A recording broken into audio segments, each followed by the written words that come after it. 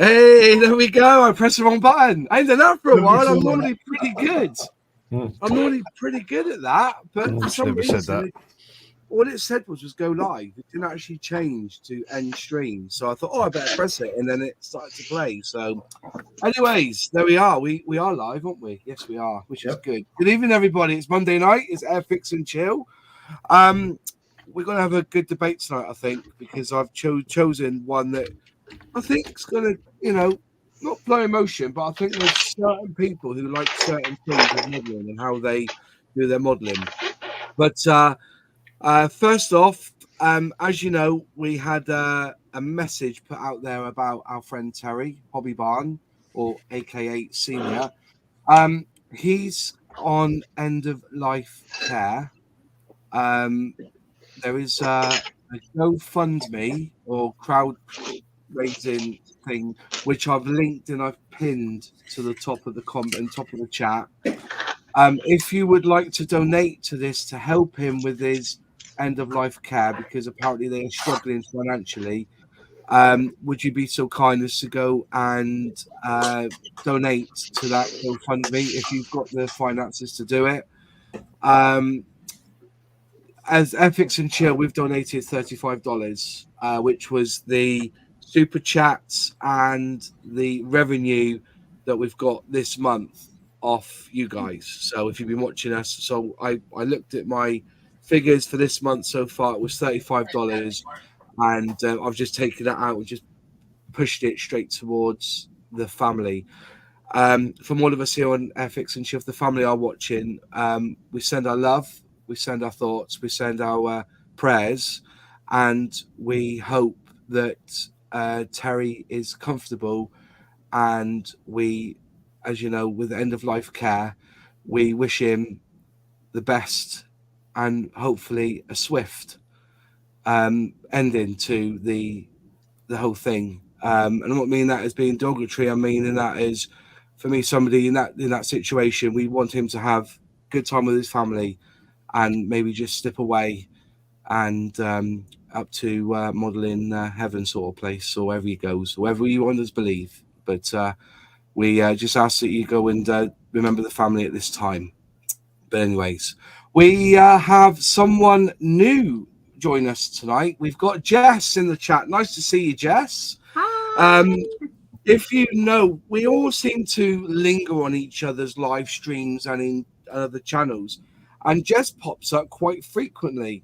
And John Alec, when I said, have we got anyone who would like to come and join us on Airfix and Chill for a chat, John Alec here recommended you. So we sent you an invite, and welcome along. Do you want to talk about yourself, what you actually do with scale modeling? Hi. Well, yeah, thanks for having me. So I build all sorts of scale models, from dioramas to cars to helicopters. What I like to really do with my scale modeling is just kind of try every different type of model, whether it be planes, helicopters, just to push myself to the limits and see what I can do. Yeah. You do Warhammer as well, don't you? Is that right? Not yet. It's on the growing list. On the ongoing list. Well, Luke and his tribe do a lot of Warhammer with Rubicon models, isn't it, Luke? With that sort of wargaming sort of size. I do a fair bit, yeah. Do a fair bit. Well, anyways, nice to have you on board. But again, we've got Alex in from Man's Model Moments. We've got Sully. We've got John Alec. We've got Tam from Kits and Bits. Jess, you said we've got James from Tabody Go. We've got Luke from Black Rifle Model Works. We've got Rorex on his new bench. And we also have John Parker, our local Uber driver. Uber John. All right, mate? Uber John. I'll have to start calling you something, because John and John, we get confused. So we're going to start calling you Uber John. John, right? John can be Uber John. He's the Uber John. Uber John. I think he was on the Arnold Schwarzenegger film, wasn't he? Johnny Cab. Johnny Cab. That's right. Yeah. Have a good time. Fasten your safety belt. Right. So the debate tonight, which I thought was quite interesting. I called it wheels up or wheels down, but it's more about options in model kits. Now, as you know, with the plane, you have gearing up, gearing down as standard across everyone really who do Yeah. scale models of aeronautical subjects. You also have with cars, you can either have going or not going. You have the handbrake up or the handbrake down. Okay, I'm joking. Right? One of the debates that we're having at the moment is pilots and figures in kit. Some come with pilots, some don't. What's the point in having gearing up if you don't have a pilot and all the information there? But you can say the same with a car, couldn't you? That if you have a driver in a car, should the handbrake be off or should the handbrake be up? Should the decals have it going at 30 miles an hour or on zero? There's all sort of things. But the debate is, do you is there things that are missing in a scale model kit that would help you in what you want to do with that kit? Or do you think the status quo of not putting pilots in is a good choice because they can spend more time on developing and give us a more accurate model? There's lots of things to discuss in this one, but I want to start off with, are we missing pilots? Are we missing drivers out of model kits? And I'm going to start with Luke on this one. Do you think that the choice of Airfix not putting pilots in some of their newer releases is a good thing or a bad thing? I think personally, so I've only recently, last 12 months or so, started building aircraft. I'm an armour modeler predominantly. I think emitting the pilot from a kit is a good thing because the quality at a reasonable price for the kit, so I paint figures as a diorama, so to put a pilot figure in the kit, it's not going to be the best quality figure. If you're that intent on putting a figure in an aircraft, then there is a plethora of aftermarket, and they are good quality figures. So I would rather they spend the time on the actual aircraft and the design process of the aircraft rather than put a pilot in there that is either substandard or they put a really good quality pilot figure in there or crew in there. Take the new Sea King, there's going to be more than one. You're going to have a minimum of 2 in that cockpit, and then push the price of the kit up. So I'd rather they keep the price reasonable, and if people then choose to put a crew in it, they can. That's what. Yeah. James, to boldly go, do you do a lot of aircraft and doing with wings with gearing up or gearing down? I do a hell of a lot of planes. Yeah. And I've never bothered with figures. Never bothered with figures. I can paint them. Obviously, I did put them in. I put them in a few, but obviously with most of them, I don't bother because you can't see the cockpit. Okay. Tom, you do figures, don't you, in your planes? No, I've never done figures in my planes because have you seen the quality of the figures that come with the aircraft? Yeah. Like, unless you're really doing 30-second scale or bigger, then the quality of the figures just aren't worth putting in with the kit. For me, the look of the aircraft is much better when you can see the seat belts and the detail in the cockpit than it is when you put a figure in there. You then cover all that up, and for me, that's part of showing the kit off is showing the cockpit off, and what you can make it look like. And having a figure in there just for me spoils it. So I always base mine wheels down. What about you, Alex? Are you a figures guy or are you cockpit open? I'm usually a cockpit open person. I'll kind of agree and disagree with Luke and Tam on this though, because some kits. So if you look at Academy, Hasegawa, it's usually the Japanese, the South Asian kind of companies that do this more. they do really nice figures for their 1/72nd scale aircraft, right? Yeah. And quite often their hands are molded with or without so you get an option of the arms. Usually they are separate body, head, and arms. And one of the arms will have a joystick in and the other option won't. So you can pose it differently. So I think it's possible, but I do agree, usually the quality of figures you get is poor. And I think I would rather leave figures out than have poor quality figures. However, I think having the option is good because, as you say, if you're going to do wheels up and you're not going to have a pilot, it's like, that's a bit odd, unless you're putting it on the ceiling and nobody can see. Which I know, Fenris, it's a shame he's not here right now, but he does a lot of his wheels up. So Yeah. I think it limits the options, so it's a bit odd. Having said that, both figure painting and figure sculpting are different skills from normal scale modeling. So it's kind of one of those things, what story do you want to tell? And I think there are aftermarket and 3D STLs now available for you to be able to tell that story. Yeah. But is that left to the aftermarket? Is that left to the kit manufacturer? That's up for debate. I don't know. Just trying to think which That's company. typically why I leave mine open. Yeah, but like, see, without always come with the pilot, don't it? Even their newest releases come with the pilot, don't they? I don't know, but they're pretty bad. Yeah. Yeah, and I think that's, for me, that would be the issue. I mean, even I don't really do 72nd scale, so I can't really comment on that. But you could do the human eye when we look at something. If there is a human represented on that object, we are automatically drawn to that human figure, and we're automatically drawn to the face of that figure.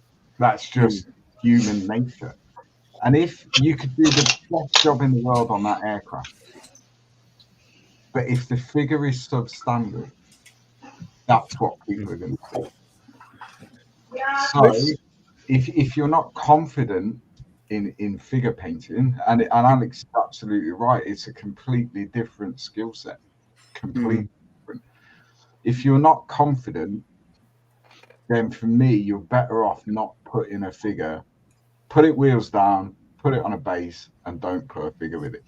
Because you're going to detract away from the hard work you've put into the aircraft. The same with armor. If you put in a crew with armor, if they're substandard, Tamir is classic for that with their armor kits. So they'll do a really good tank, but the figures are terrible, and so it detracts away from what you've built, And there's so many aftermarket options. So many. Yeah, and I think the other thing with, if you pose an aircraft with its wheels down, cockpit open, or an AFV with, its hatches open but nothing else there, it always gives you the option to go aftermarket and put some figures. And I think for an aircraft, it adds more to the story if you've got flight crew, talking, or, a guy on the carrier deck, getting something ready. Again, it's about what story do you want to tell. And to be fair, again, it comes down to personal. Not everyone wants to tell a story, do they? No. They want to build a Spitfire, so they build a Spitfire and they put it on the shelf. For me, everything I do, I like to put it on a base. I like generally to have at least one figure either stood next to it or in it to give a sense of scale, to tell that little story, a vignette, if you like. The Airfix C47 I've just finished, I think there's 16 figures on that base, all in 72nd scale, but they're all aftermarket resin, and they're good for that scale. They're good figures, but if Airfix were going to put those figures in the kit at that standard, then you'll probably double the price of the kit. Yeah, but also, with bombers, and you've got the turrets and everything, they seem to put the pilots in, but they don't put the gunners in, do they, in a lot of these kits? Have you noticed that? That's something that's missing. Well, they used to, Moss. Remember the half figure with the hands like that? circular, Yeah. hole in them. But that kind of goes to Luke's point, right? They were garbage. Yeah. Real But still, garbage. see, I say this, right? I like seeing figures beside armor because it kind of gives you a representation of how big the tank is. When you've got a figure standing beside the tank, I think it's better to have a figure standing beside, or the pilot standing beside the plane, ready to get in it, to give you, because you look at it and you think, well, yeah, that's a hell of a plane, isn't it?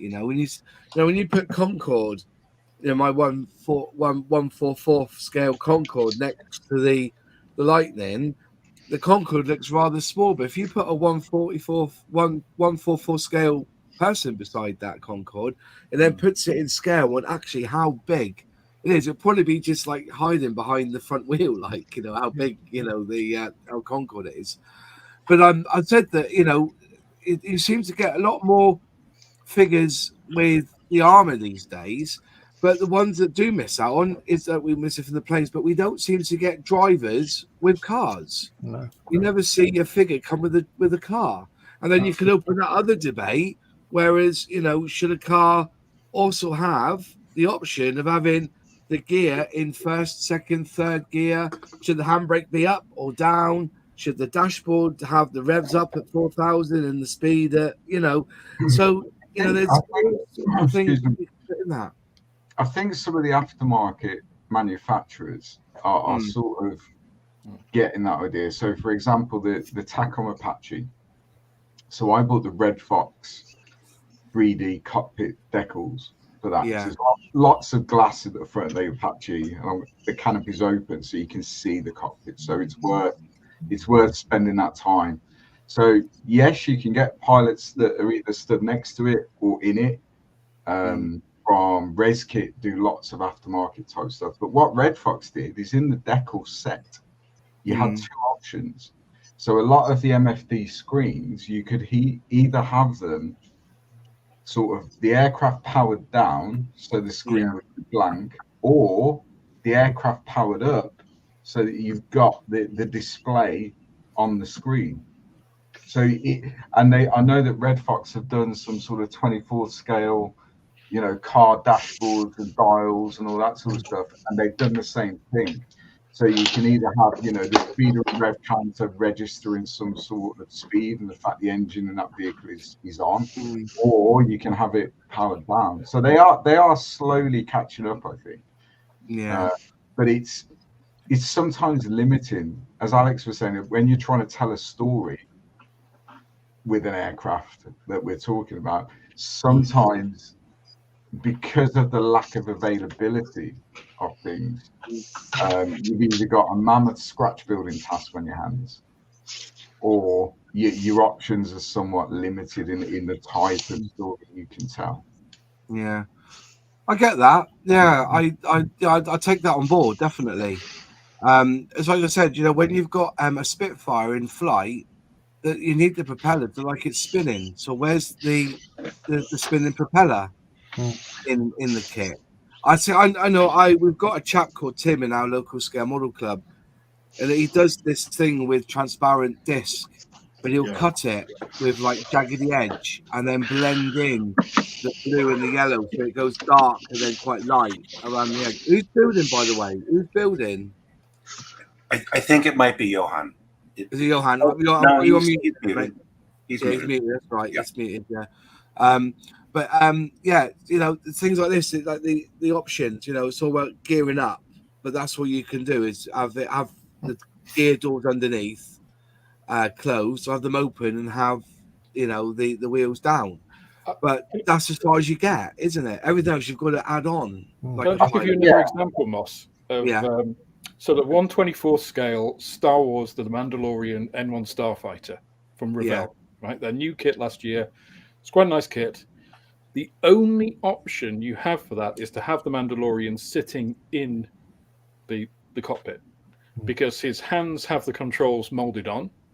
There's a big ridge on the seat to actually glue him on. So if you take it off, you have to carve that out. Because I don't want the Mandalorian in there, because it's a crap figure. It looks like a 1970s pilot. It's rubbish. and there's tons of STLs. So I'm just going to 3D print a resin one to go next to it. Same with Grogu. But it's like they haven't thought about that at all with the kit, which seems really odd. And it's a brand new tooling. You've got one option to stick him in there. If you want to actually pose it any other way, you've got to carve his hands off the controls. You've got to carve the seat and stuff. So I think, sometimes the manufacturers are giving us the wrong options, whether that is actually having the pilot forced in there when you really don't want it, or not being able to have it at all. So, But another thing is that there's no stands in kits anymore, is there? So if you wanted to have him flight on a stand, it doesn't come with a stand either. It does seem, it just feels that, everything that we need to, what can I say, everything that's missing for gearing up. It's very little in the kit with the gearing up. If you see what I mean, the stand, no pilot. Look at Airfix's stands. They do supply stands, in the newer starter kits. But if you want to stand for something else, it's the old clear plastic ones that they sell separately. Which aren't designed for the kits. So they are the perfect stand if you're doing anything Star Trek. It's like the Star Trek. It's like, live long and prosper. That's an Airfix one, isn't it? It's like, beam me up, Scotty. You know what I mean? There's no intelligent life here. Yeah. Does it go back to what you said a couple of weeks ago, Moss, that the manufacturers and the designers provide the modeler with a blank canvas? Canvas, yes. What we choose to do with that kit as a modeler is often down to the modeler. So, for example, if let's use Airfix as an example. So if they supplied a pilot or a crew with every single kit, if they supplied a stand with every single kit, half of that stuff, probably more, would never be used, because a lot of aircraft builders build wheels down. Yeah. So therefore, they're manufacturing all this stuff, and that price will be reflected in the retail price of the kit to the consumer for stuff that they'll never even use. So is it not better that they give us the blank canvas, the sort of bare bones of what we need, and then it's down to the modeler and personal preference and choice as to where we take that build, that model, what we do with it. And if we want to do it wheels up, if we want to do it wheels down, it's our decision. But it may mean that you have to research some aftermarket for it. I think though, Luke, that works for us as, not beginner modelers. I think if you're at the beginning of your modeling journey, that might be different, right? If you want to do something with wheels up, if you're a younger modeler. I remember even as a kid hating the Airfix and the Frog and Novo pilots. Even as a kid, 8 years old, thinking this isn't realistic. Realistic. What I thought was realistic then. So I think there are levels. I think, right. I think they should provide us. I agree on stands. But provide us with something. It doesn't have to be with the kit, but do it separately. But it doesn't take much to design a stand. That can support a kit like the Gannet, for instance. You're going to need a pretty big, fairly substantial stand to support that. Nothing that Airfix supplies at the moment would do it. So you're looking aftermarket for that, and I don't know if there's even anything available. But they supply the option to do it wheels up. So, I think they should cover at least the options that they've provided in some form. Doesn't have to be with a kit, but I think in some form at least. I think some, if not all, of the starter sets have shadow stands with them, don't they?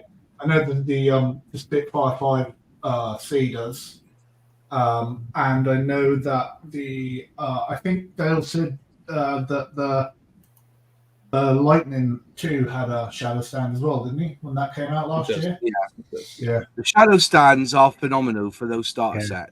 They Yeah. are absolutely The brilliant. F-35 has a shadow stand, doesn't it? So Yeah. Yeah.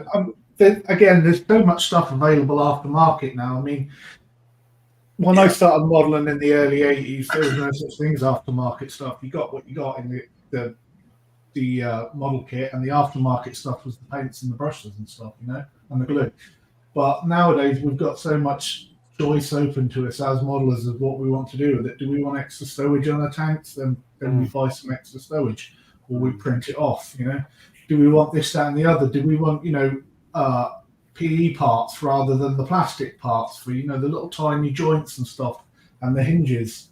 Do we want those instead? Or we just, you know, buy some, a take-on set or something like that? I think, yeah, it's down to that, isn't it? I think the companies know there's so much choice now available as aftermarket that they're not now putting that sort of stuff into the kits. look at Sorry, yeah, go on.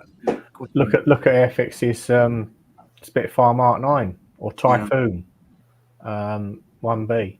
They've got you've got all the panels options for all the panels to be open on them. Yeah. So obviously on a diorama, do them being worked on by a ground crew. Yeah. But you know, as it's been said on numerous occasions on here, when you talk about this with dioramas of, you know, when you see planes at scale model shows, they're not on stands. They're in a diorama setting or they're on their own, wheels down, everything around them.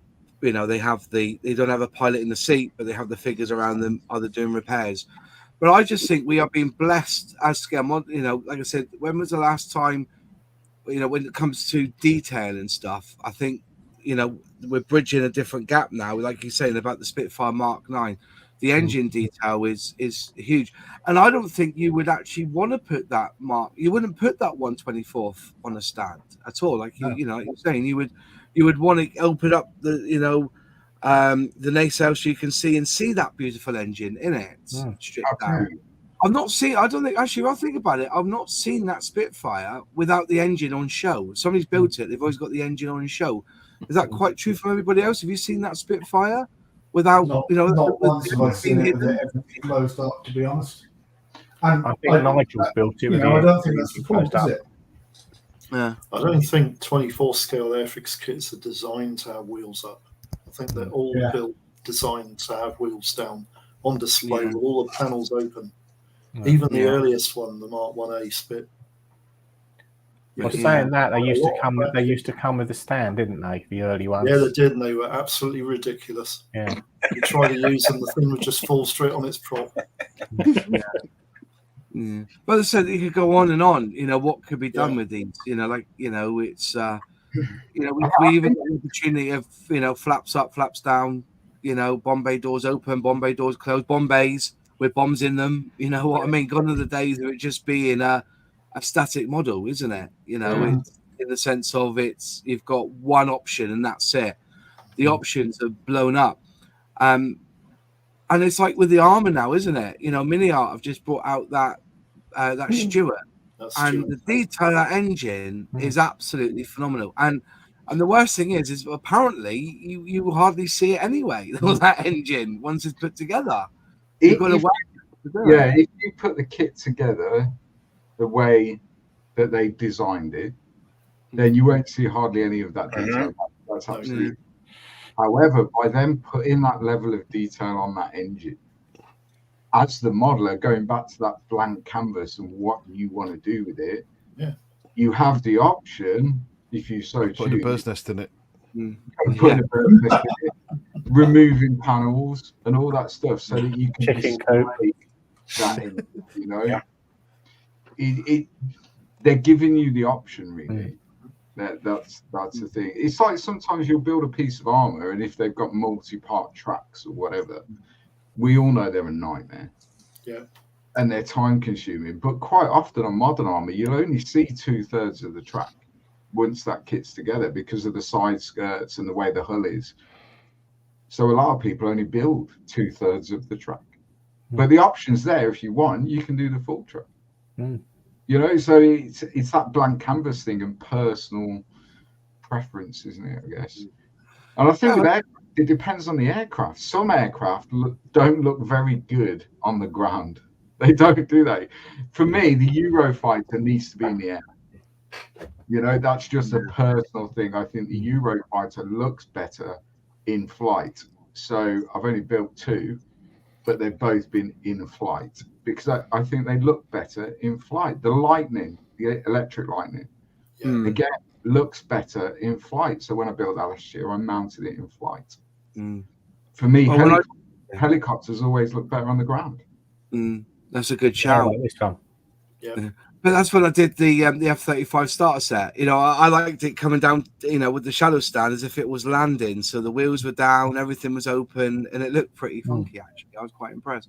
Jess, let's ask you, I assume you've been to a few scale model shows. What are the scale model shows like over there? Where are they, do they have dioramas on the models? Are they on stands? Or do you find them just being with the wheels down and just displayed that way?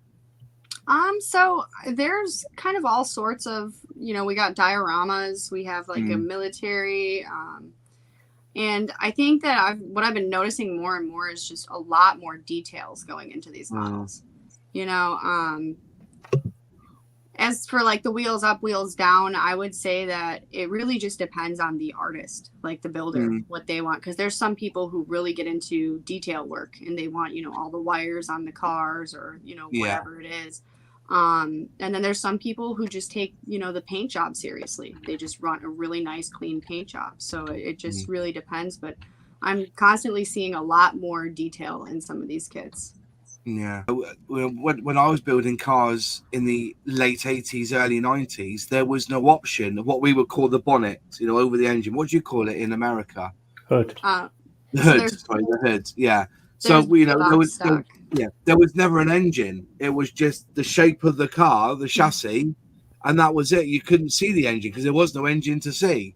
So, and then you got the option of, you could either build the engine and have the hood or what we call the bonnet up, or down.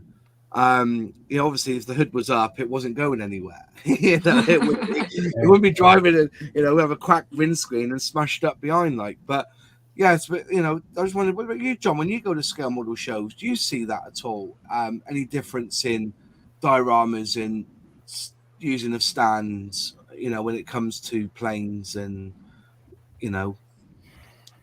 Me or Uber John? You, John Alec, not Uber John. If I say Uber John, it's Mr. Parker here, all right? Oh, all right. Johnny Cab. Yeah, Johnny Cab. I cannot tell you the last time I went to a hobby, a model, yeah.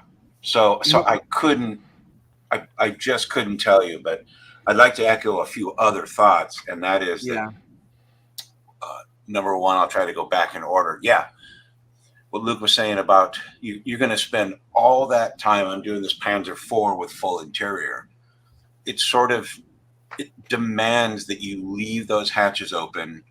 It's going to be in some sort of static display. I've got the crane so I can lift that turret off. Otherwise, there's the modeling adventure, but if you button down the hatches and have the turret on, you can spend a week doing that stuff, and you'd never see it. And then what was the other comment about the aftermarket stuff? You can get, I've done two recent fighter jets, and I've bought aftermarket seats both times. I've bought this. You can get them, and they're not that expensive. I would, after spending all that time really kind of going to town on the seats, the last thing I want to do is put a figure on them because it's going to hide. It's going to hide all that. And then, for my tanks, I usually I'll attach them to a piece of wood so that I can pick them up. The other people can pick them up or whatever. And I'll have I'll take a figure that comes with the tank, and I'll just spray it either all black or all white, sort of like a museum. How you see, you go into a museum ship, and they've got the people posed, and they're not made up. They're just all white or all black or or green or whatever. That's what I do, and it provides the scale. But your thought about doing that, why don't we do that for a plane? Because the whole reason we do is, 1/35th. What's the scale? How big is a person next to an E100 versus a Panzer I, right? So that's another thought, and I don't think I have ever built a plane wheels up, and that's not a philosophical thing. That's just the way I build planes and the way I display planes, right? And so I've never ever built a plane where it's flying and the person's in the cockpit or whatever. But those are just my thoughts. Yeah. Fair enough. I'm trying to think what else. Like another thing that I found with an option on was this lifeboat. The Airfix designed this lifeboat where even at this one here, even from the very beginning, they give you the option of showing you where to cut the bottom off, so you could have it on water, in the waterline. Which I thought, you could either have it on, they've got the what are they called? Stands. The stands for it, or you can just cut the bottom off and have it. And that's another, it's just options you're getting in these kits now, and with the lack of pilots. And stands, and you see it online, don't you? You see people bemoan the fact doesn't come with a pilot, doesn't come with a stand, and you see it and you think, but what else have you gained in that kit now compared to what you would have got? It's some money, isn't it? Definitely. I think the problem is consistency. If you think about the couple of recent Airfix releases, right? The Sea King, 48 Sea King.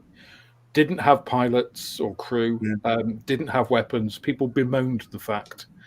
The Gannet has pilots. They're not great. Kind of standard sitting on the toilet pilots or crew. And it has an entire sprue frame of weapons, which are fantastic. 99% of people, I think, that build the Gannet aren't going to use them because it's got an internal bomb bay. So it's just like there's one extreme to the other there. And it's just like, well, okay, what do you expect from an Airfix kit? It's just like either do pilots or don't, or do weapons or don't. That weapon sprue could have been an extra. It could have been, if you want weapons, we also do a weapon sprue, which is like $4.99 or $5.99 or whatever. I quite like the way some of the manufacturers do this now. Mini Art do figures. They do accessories. I just got a load of stuff from the shop, bakery goods, and cheese. Yeah. The decal sheet for which is amazing, by the way. ICM do a lot of aftermarket figures, and they've obviously got a figure sculptor, a dedicated figure sculptor in there who's really good at that because they've got interesting poses, good detail, and they're starting to put those. They do them as separate sets. And then they also do like the kits with the crew as well. So it's like you can, pay your money and take your choice. So not being funny, ICM one year will release a vehicle, or a vehicle or a plane, and the next year they release it with the figures. Yeah. Just quickly, I want to jump on it, Jared. Just quickly, sprue frames are not to go in the green bin. They're not. It's a weird one, all right. Even though it's got the triangle, majority of the councils around this country do not have a facility to recycle that polystyrene. Yeah, they have in London. Yeah, pardon? They have in London. It's very. You have to take it. You can't just dump it in a green bin. You have to take it to the. Well, you can put them in the green. You can put them in the green bin, and they take them. Do they really? Yes. That's the first one then, because we went looking for an evidence of that, and no council at the time, this was 2 years ago, was doing it. Well, they've always put sprues in the bin, they've always taken them. Yeah, they've never taken them here. So James, if you could just put your address on screen so we can all send you our sprues. My address on screen. Yeah, I've got loads here that are gonna. I've got vats of Spru goo around, like got nothing to do with it. But they take it in North Somerset, do they? Well, I'll be buggered because we went looking 2 years ago to find somebody who would take it, and somebody said just send it back to Airfix or send it back to Revell, But yeah, that's brilliant. If that's the case, then I would love to do that. But just make sure though, because every time I've looked, because of the number, is it PS7? PS6. PS6.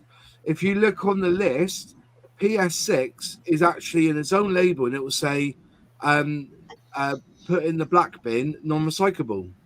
And when we talked about it, they said they wouldn't just check on it because I was told they weren't doing it. Yeah, so I live in between 3 counties. Literally, I go to work in North Somerset, I live in Dorset, and my daughter is 20 minutes away in Wiltshire. They all have different recycling policies. So you have to check your local. Yeah. So that's one that I've got boxes of it here. Really have, because I'm trying to be conscious, and I will easily, I've heard there's a wheelie bin factory in Skelmersdale which they recycle it, but to send it up there. So, but it's not plastic. It's polystyrene. If you look at it, it's that. It even says, even though it's got that symbol is a bit of a con, really, because that symbol is also used for non-recyclables as well. Yeah. It's just that's it. It's and you have to be careful with the sprues because some of them are what is it? Oh God, not poly. Yeah, some of them aren't polycarbonate, aren't they? Or no? Yeah, that's right. Some are ABS. ABS, yeah. That's the one. ABS, isn't it? Yeah. Well, that's interesting. All Rubicon kits are ABS plus. They are, aren't they? Yeah. And then you got vinyl kits as well, of course. Yeah. Yeah.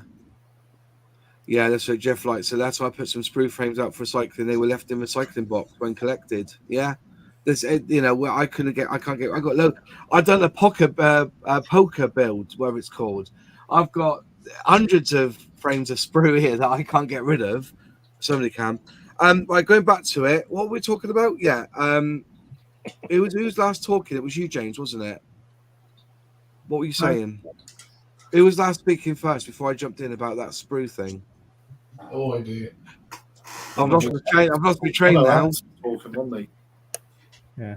I'll just respond to one of the comments I saw in the chat. I'll have to scroll up to see who said it.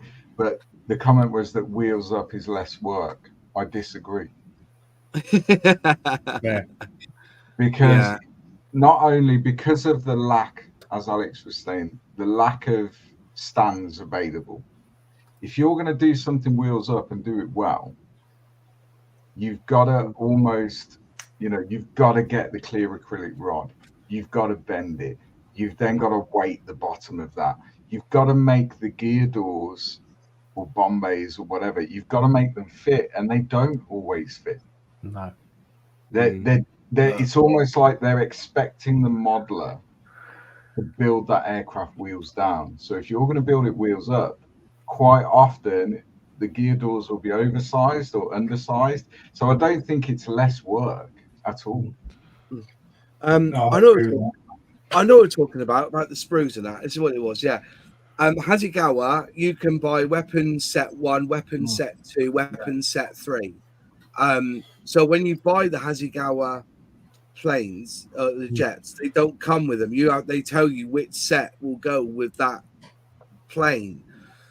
But also, that's an added cost. And when people are already squeaky bum time at the moment, they like to think when they get the kit, they have everything that's in the kit they need to build it, including the Bombay and the bomb and the weapons, I guess.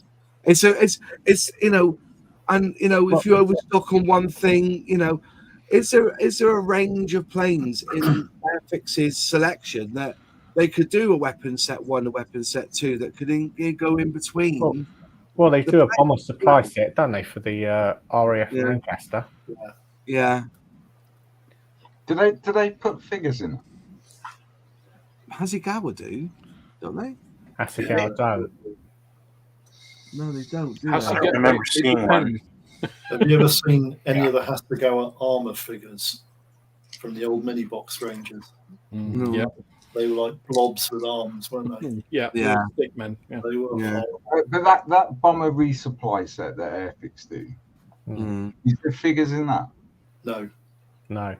There's no figures in any of the A hell figures. of a lot of stuff in it. The planes refuel themselves. It's just a lot of stuff that's been left on the airfield. It would look so odd if you bought the Lancaster, you bought the bomber resupply set, you put it all on a nice base at the side of an airfield or whatever, and no one's there.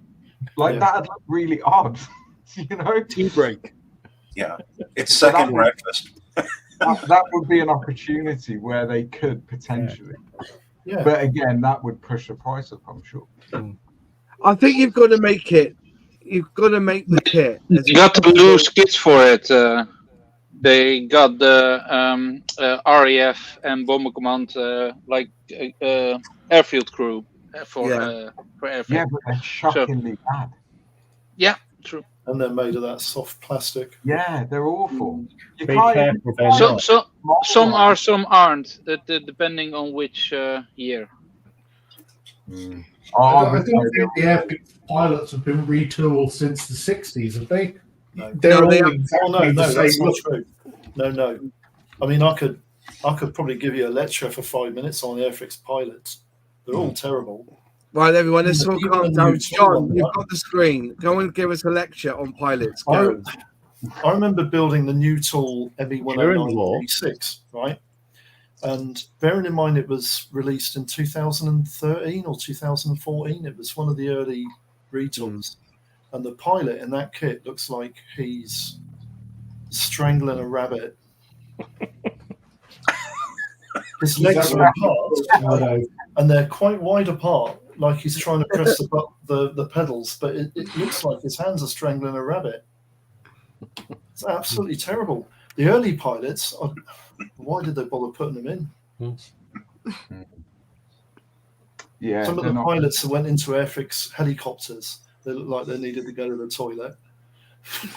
Well, it's the standard pose of like them sitting there with the hands inexplicably just on their legs. Yeah.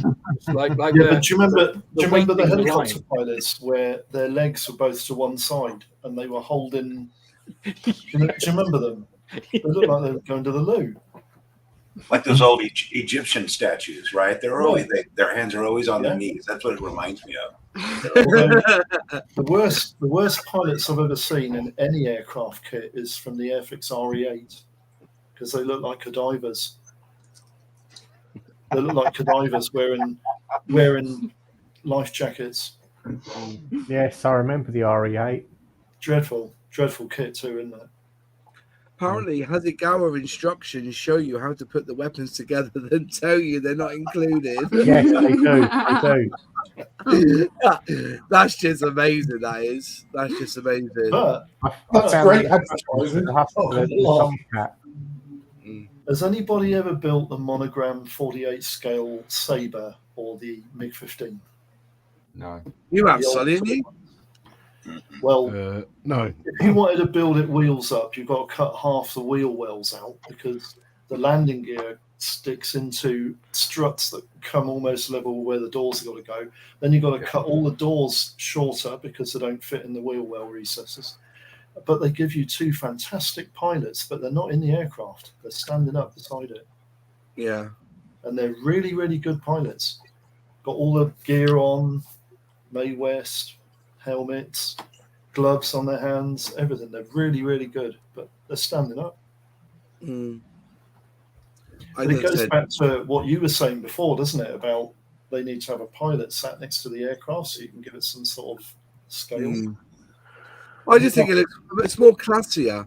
You know, the best one I've seen was the Tornado Tomcat, and the figure had his foot on the, you know, as he was climbing up, he had his foot on the first rung of the thing, and that really made it pop.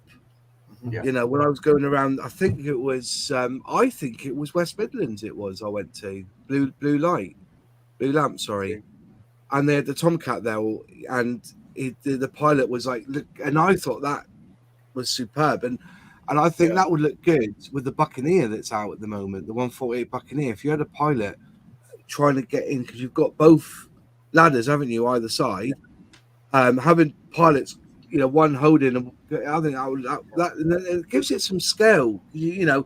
When you see something, somebody standing next to it, your eyes seem to judge how big it is, if you know what I mean. I tell you who does this quite well, Moss, is Zvezda. Zvezda. I know they're kind of, the unfortunately Russian pariahs of the world at the moment, but I've done a couple of Zvezda kits last year of old stock. I haven't bought anything new. But an SU-57 and an SU-27, I think. But both come with both a pilot actually sitting, and not a bad pilot either, multi-part, and they also come with a standing pilot with with the ladder to get in as well. So you could do it either way, and it's just a little sprue. It's only 70-second scale, so it's only kind of that big. But it's obviously one that they put in multiple kits, but it's quite nice. And you can't add a lot to the kit. I'm currently building the Zvezda Hind P variant in 48, and they provide 2 seated pilots. And actually, I'm not using them because I'm not putting pilots in it. But they are more than usable. They're very good quality pilots out of the box, definitely. Yeah, so Zvezda can do it. Why can't everyone else?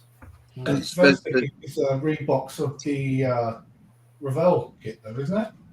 I was just going to mention, is it not Revell that's done that? Yeah, I think that's Zvezda kit, a rebox of the Revell. Sure it's not Revell that have reboxed their kit?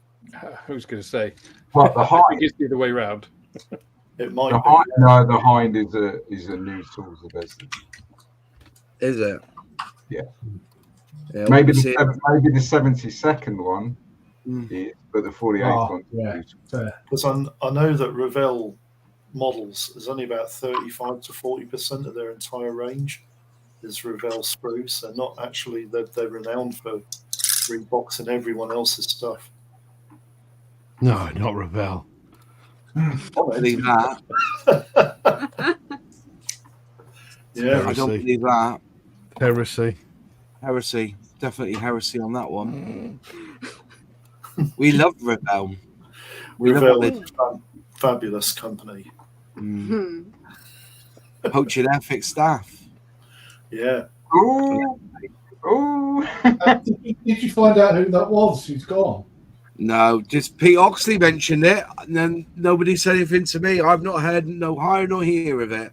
Pete Oxley mentioned it in one of his videos, and I got bombarded by about 30 emails asking me, who's leaving for Revell? I said, I don't know, email Airfix. Even better, give it a couple of months, you'll find out for yourself, won't you? You know what I mean? Has somebody actually left? Has somebody actually left Airfix for Revell? It's a rumour. Pete Oxley mentioned it on his channel. So I don't know. Is Peter just coming out with a rumour? Yeah, well, there's a rumour going around, and nobody has said anything to me. And I don't think it's my place to ask the question, is it? Yeah.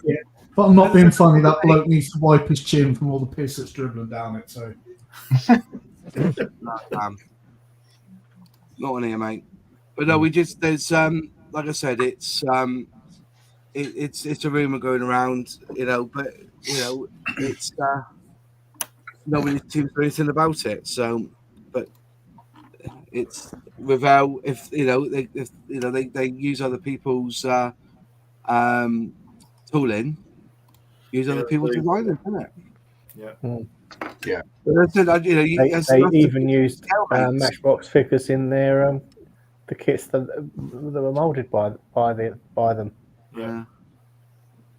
And Dan Usher just said, I'm building the Zvezda kit that Revell released first. It's not the Hind. Ooh, it's not the Hind. This is where Scalemates comes into its own, isn't it?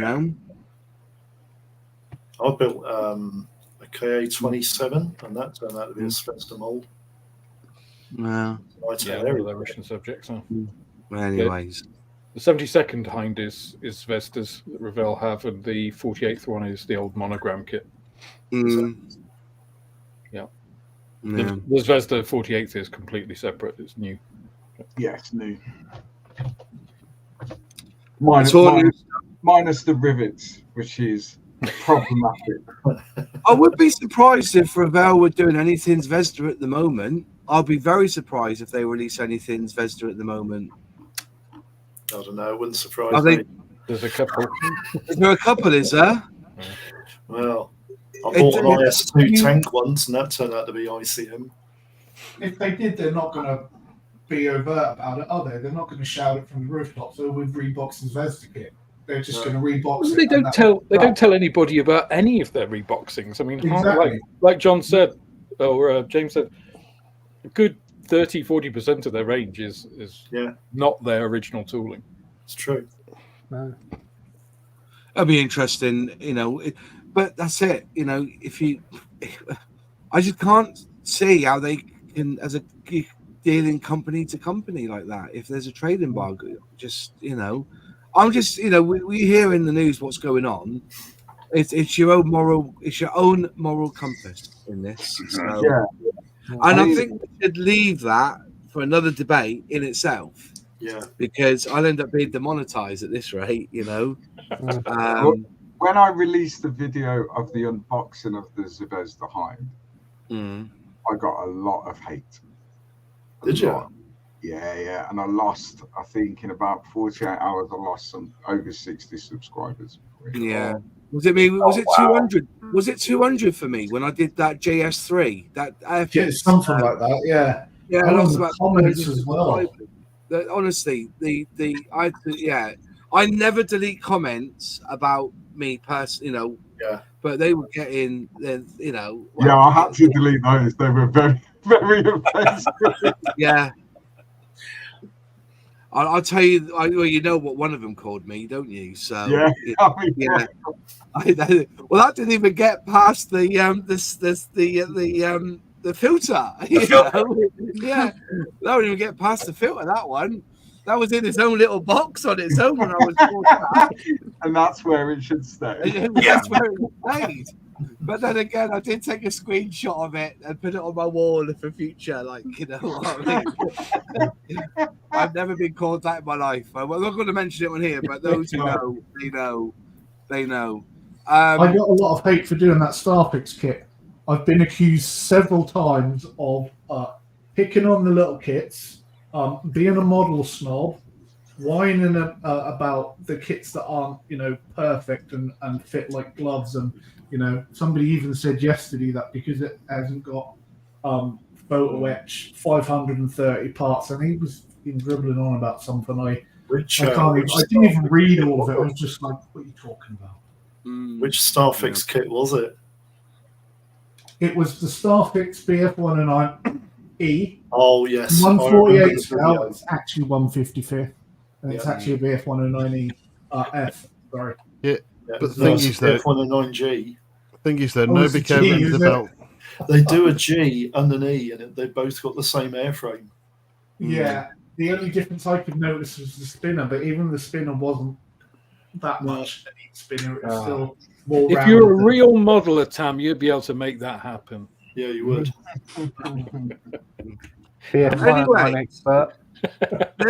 Anyways, also in the news, because Alex sent me the link today, but I have heard rumours that a certain Newcastle United, is he an ex-owner or is he still the owner? I think he's an ex-owner, isn't he? He's ex-owner, isn't he? Yeah. Who are we talking about? The company who yeah, he's an ex-owner. Can I finish? Yeah, go on. I'm trying to say it. The owner of Sports Direct, Mike Astley, his investment firm have actually bought shares into Airfix, and I believe now the third biggest owner of the Hornby Hobbies brand. And the share price has rocketed, so I was quite happy this week because my shares have gone up tremendously well this week from Airfix. They own House of Fraser. They had like a luxury brand as well. Hugo Boss. No, it wasn't that. Because that's the thing. No, it wasn't that. they had like a real upper men's clothing firm. I think was it called the one called Scrubs. It was called something anyway, and you would buy expensive T-shirts like Armani T-shirts off them and stuff, and they would all come in a bag, like a special, lovely bag and everything. It was proper high-end stuff, and it was one T-shirt like 60 quid, and I bought a couple. But yeah, Mike Ashley's bought them. But I thought it was quite interesting because the history of Sports Direct, right? Yeah. That when a company, they buy brand names. So like Longsdale, they bought the Longsdale not for anything they've done. They just wanted the name, and then they would sell Longsdale product, which was made for Sports Direct, but Longsdale. But they would stamp that on and give it a brand. I think there's Gatta's another one where they don't actually, but that company, that investment company's now got a third share. They're the third biggest owner of Hornby Hobbies now. So, would that mean that we'll be seeing Airfix and Scale Electrics in the old House of Fraser shops? Or maybe you see them in Sports Direct with the big sticker on saying, was $69.99, now $68.97. Do you know what I mean? You see them, anyway. There was nothing worse. We went to House of Fraser when it went, Dingles, when it went bust, wasn't it? House of Fraser. And you knew it was bought by Mike Astley because they had these fuck off stickers all over everything, like, knocking the pound off, like, you know what I mean? You remember the Sports Direct mugs, like, 3 times the size of a normal, remember them? So you better buy an Airfix, forever bag now for £1.20 with Airfix down the side as you come out of Sports Direct.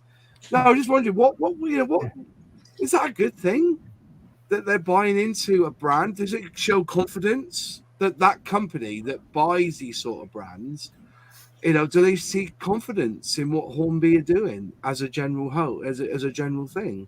I think it depends. It depends on why they want to buy into that company. I remember when Ford bought into Aston Martin because they wanted to put the grills on the Ford Fiesta and the Mondeo. Really? Yeah. I mean, did you not notice when they bought Aston Martin, all their Aston Martin grills suddenly turned up on their Fiestas, Focuses, and Ford Mondeos? Literally, but Aston Martin's owned by that. What's it called? No, it's not. It's owned by that Stroh guy, isn't he? Is it Lance Stroh's father owns it now? I don't know, but Ford. Aston Martin isn't owned by Ford anymore. It's his own brand. Sorry, it's Jaguar and Land Rover owned by Tata, aren't they? Yeah. Yeah, Jaguar Land Rover's owned by Tata, but anyway, it's just a good thing that Mike Astley of I remember when Mike Ashley bought River Island, and all the windows had to be black and white flags. Yeah, they were literally just black and white stripes across the back of the window with all the dummies dressed up in Newcastle United tops. I don't trust Mike Ashley after the Newcastle debacle, so I can't see that it's going to be a good thing. I don't trust him at all. Yeah. DuPont bought Model Masters, which to this day is still my absolute favorite Harry Stick paint Model Master. Oh, yeah. And DuPont bought Model Master because they wanted the production facilities, and now Model Master is no more.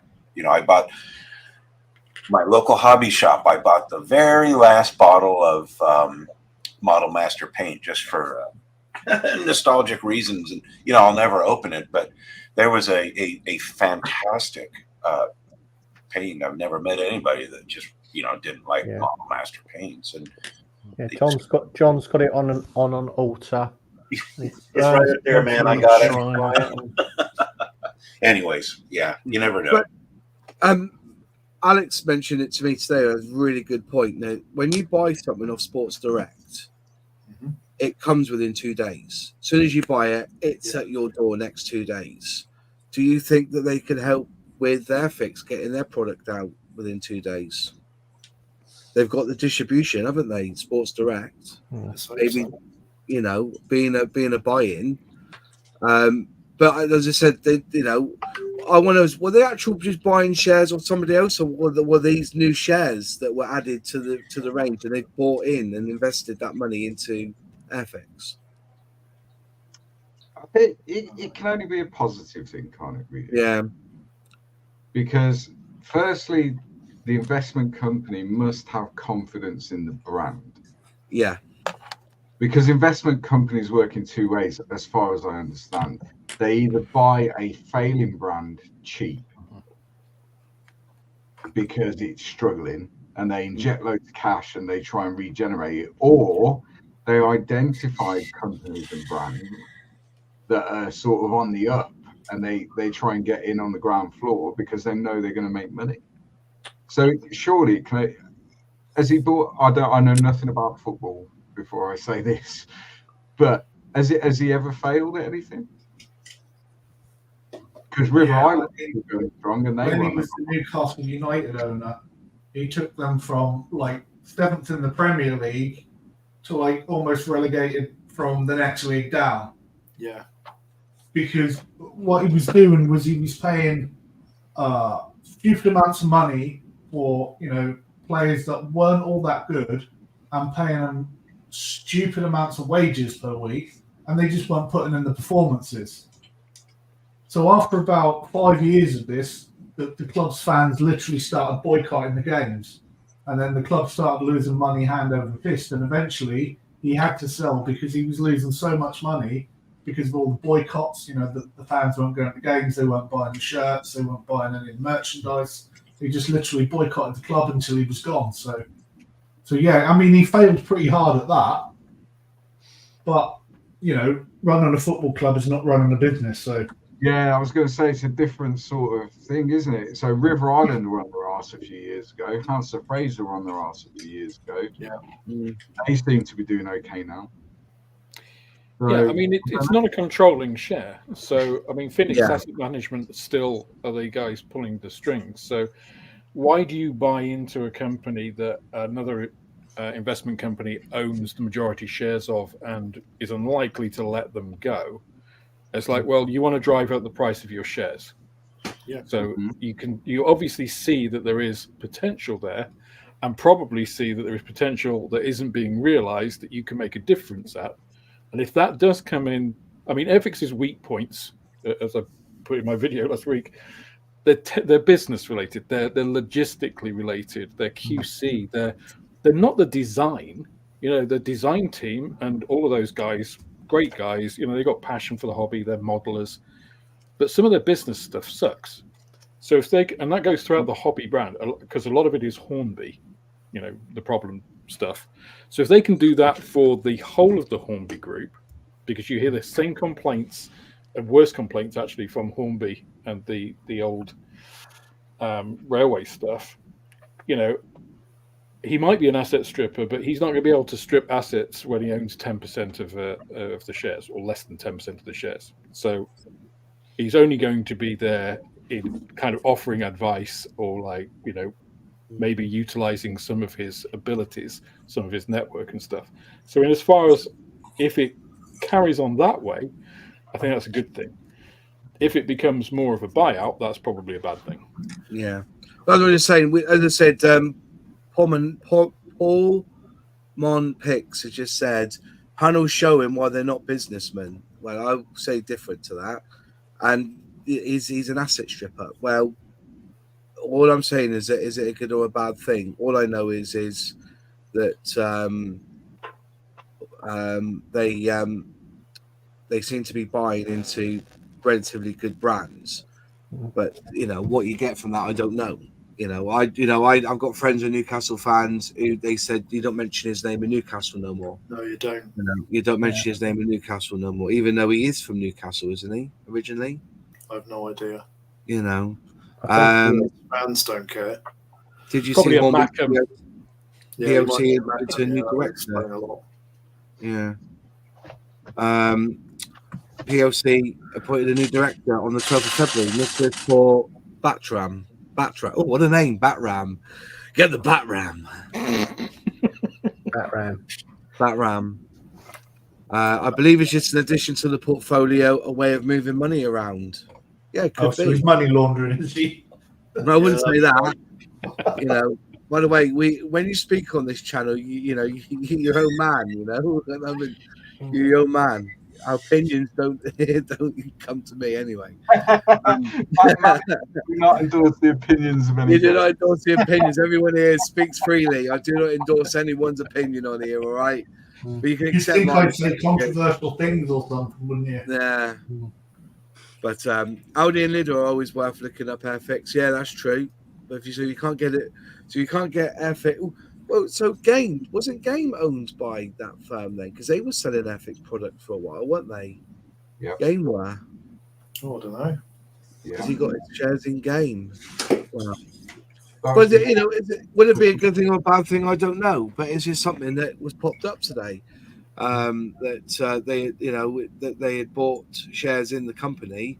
So whether you'll see Airfix other places, but you see, I don't see Airfix at the works anymore, which is true. You used to be able to see Airfix at the works occasionally. Audi and Lidl, they do sell Airfix. You know, like one of them, was it the middle aisle of, was it? Yeah. Lidl, the middle of Lidl, isn't it? That's what they call it, isn't it? The middle of Lidl.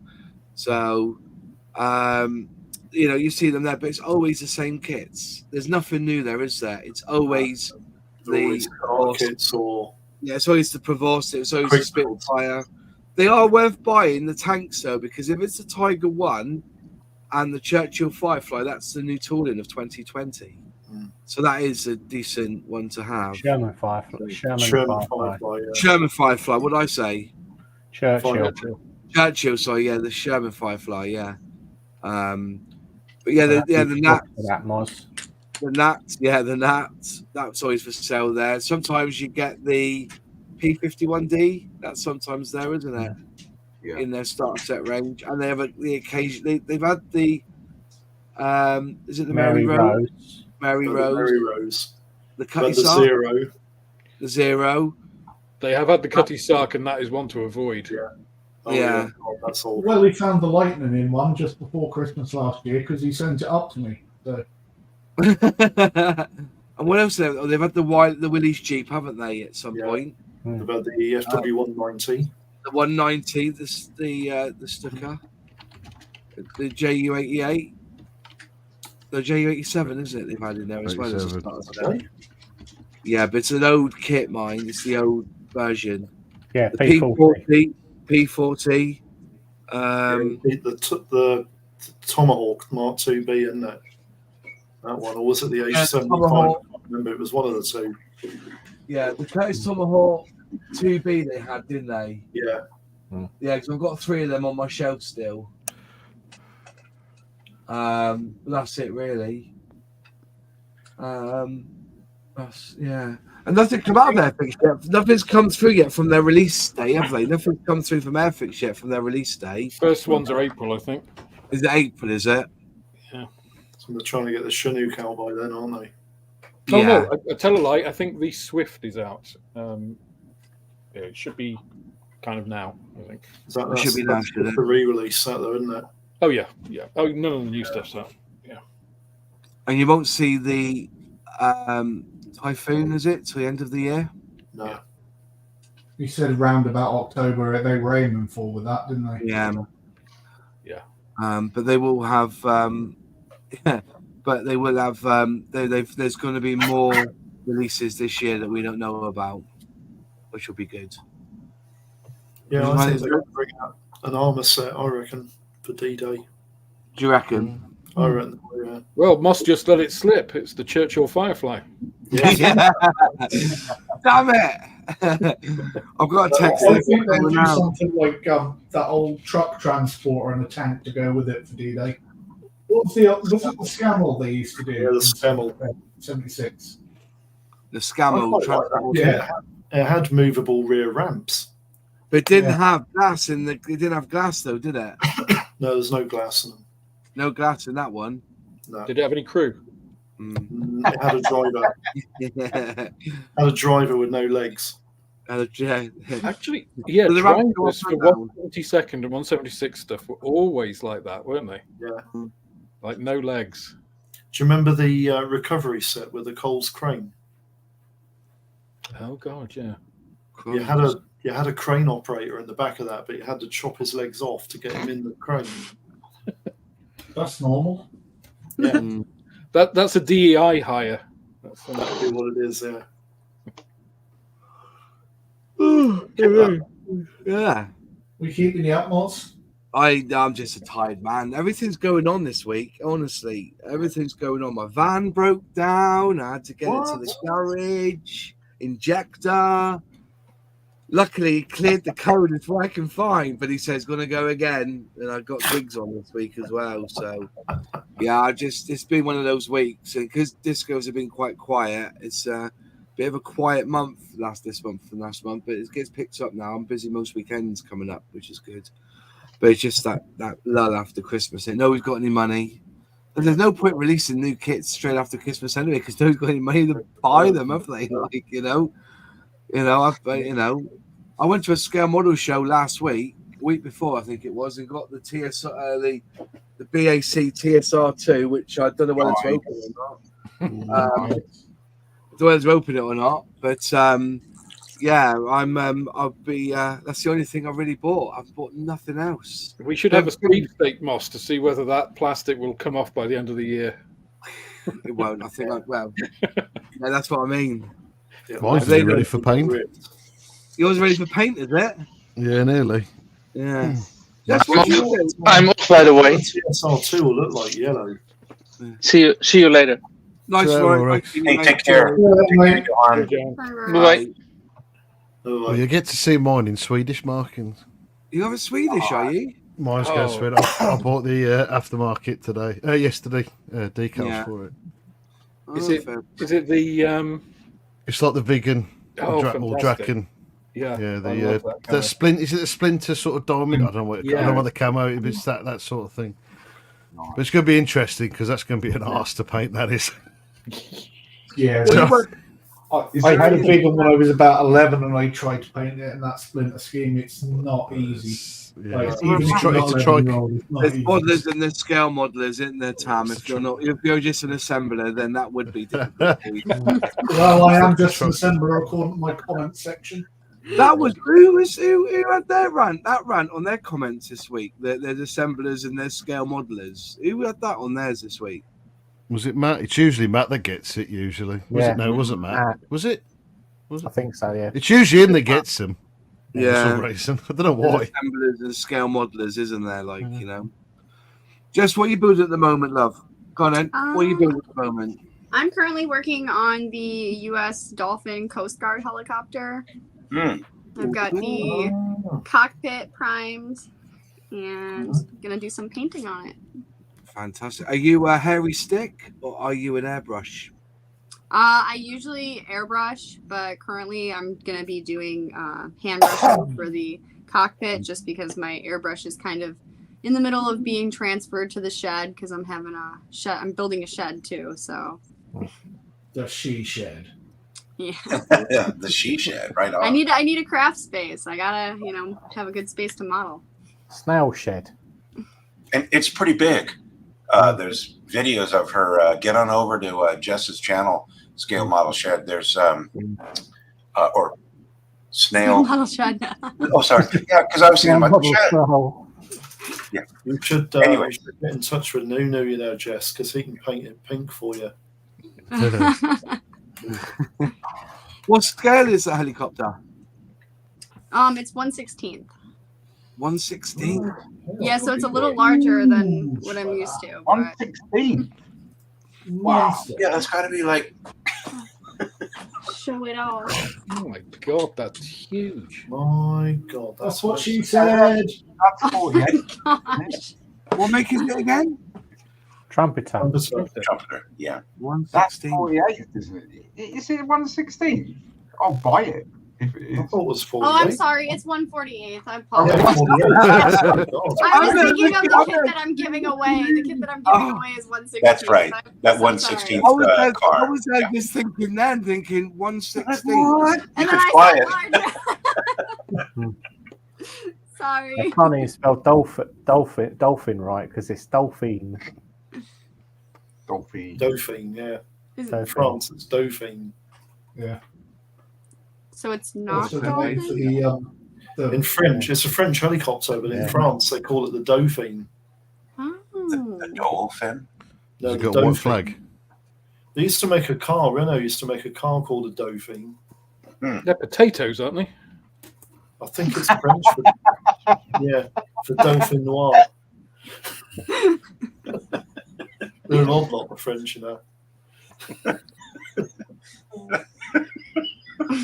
They eat snails. Oh, we got the pajamas in Cornflakes and bananas in dolphins. pajamas. 4 reverse gears. wait for it. And a white flag in the glove box. You leave the cheese-eating surrender monkeys alone. I was going to ask you, That Alex, was a joke. how much do those boxes of cheese cost? I think they're like about £12, about $12.50, something like that. Is that Cheaper a mini than art, real Alex? cheese, isn't it? Yeah, Yeah. mini art, yeah. Have you got To them be in fair, with you, they- Alex? Get a lot of cheese. Plastic cheese, obviously. You get quite a lot in there. After sorry, we do get a lot of them. They're usually around about 12-15 quid, so they're quite. Yeah, I think they're quite good value. To be fair, they're aftermarket stuff. You know, you get a lot of it. And It's French cheese as well, isn't it? it is. It's all I think camembert and brioche. I think there's some not Gouda brioche, in there as well. Gruyere and stuff like that. Yeah, it's continental. Yeah. Actually, I just pointed this out. I just found this out. The dolphin is the dolphin in Americans because they can't spell. It's It's a different version. No comment. yeah, but there is an American and an English dictionary, isn't there? Yeah. can we all say aluminium? I can't bear it. It is actually two different words, like spelled different, aluminium and aluminum. Yeah, but do you know? Hang on, so how long Fenris been here? Forever. I didn't realise. Not even joking. Did not realise he was here. He was in the background. He was, Yeah, I was in in the back room for admin most of for me on the background, but he Scared the shit out of me. Hiding behind the bush. Doing his Rolex left, I'd let him jump in. Oh, He only right. had 10 at a I time, so think he was Good working on his latest Corsair. But no, aluminium and aluminum in it, because that was the joke. Color. Because at Apple, at Color Apple, is the other one. because at Apple, Johnny Ive made sure they all said aluminium, didn't he? He made the company call it aluminium. So when they do all their press release and everything, even Apple call it aluminium, not aluminum.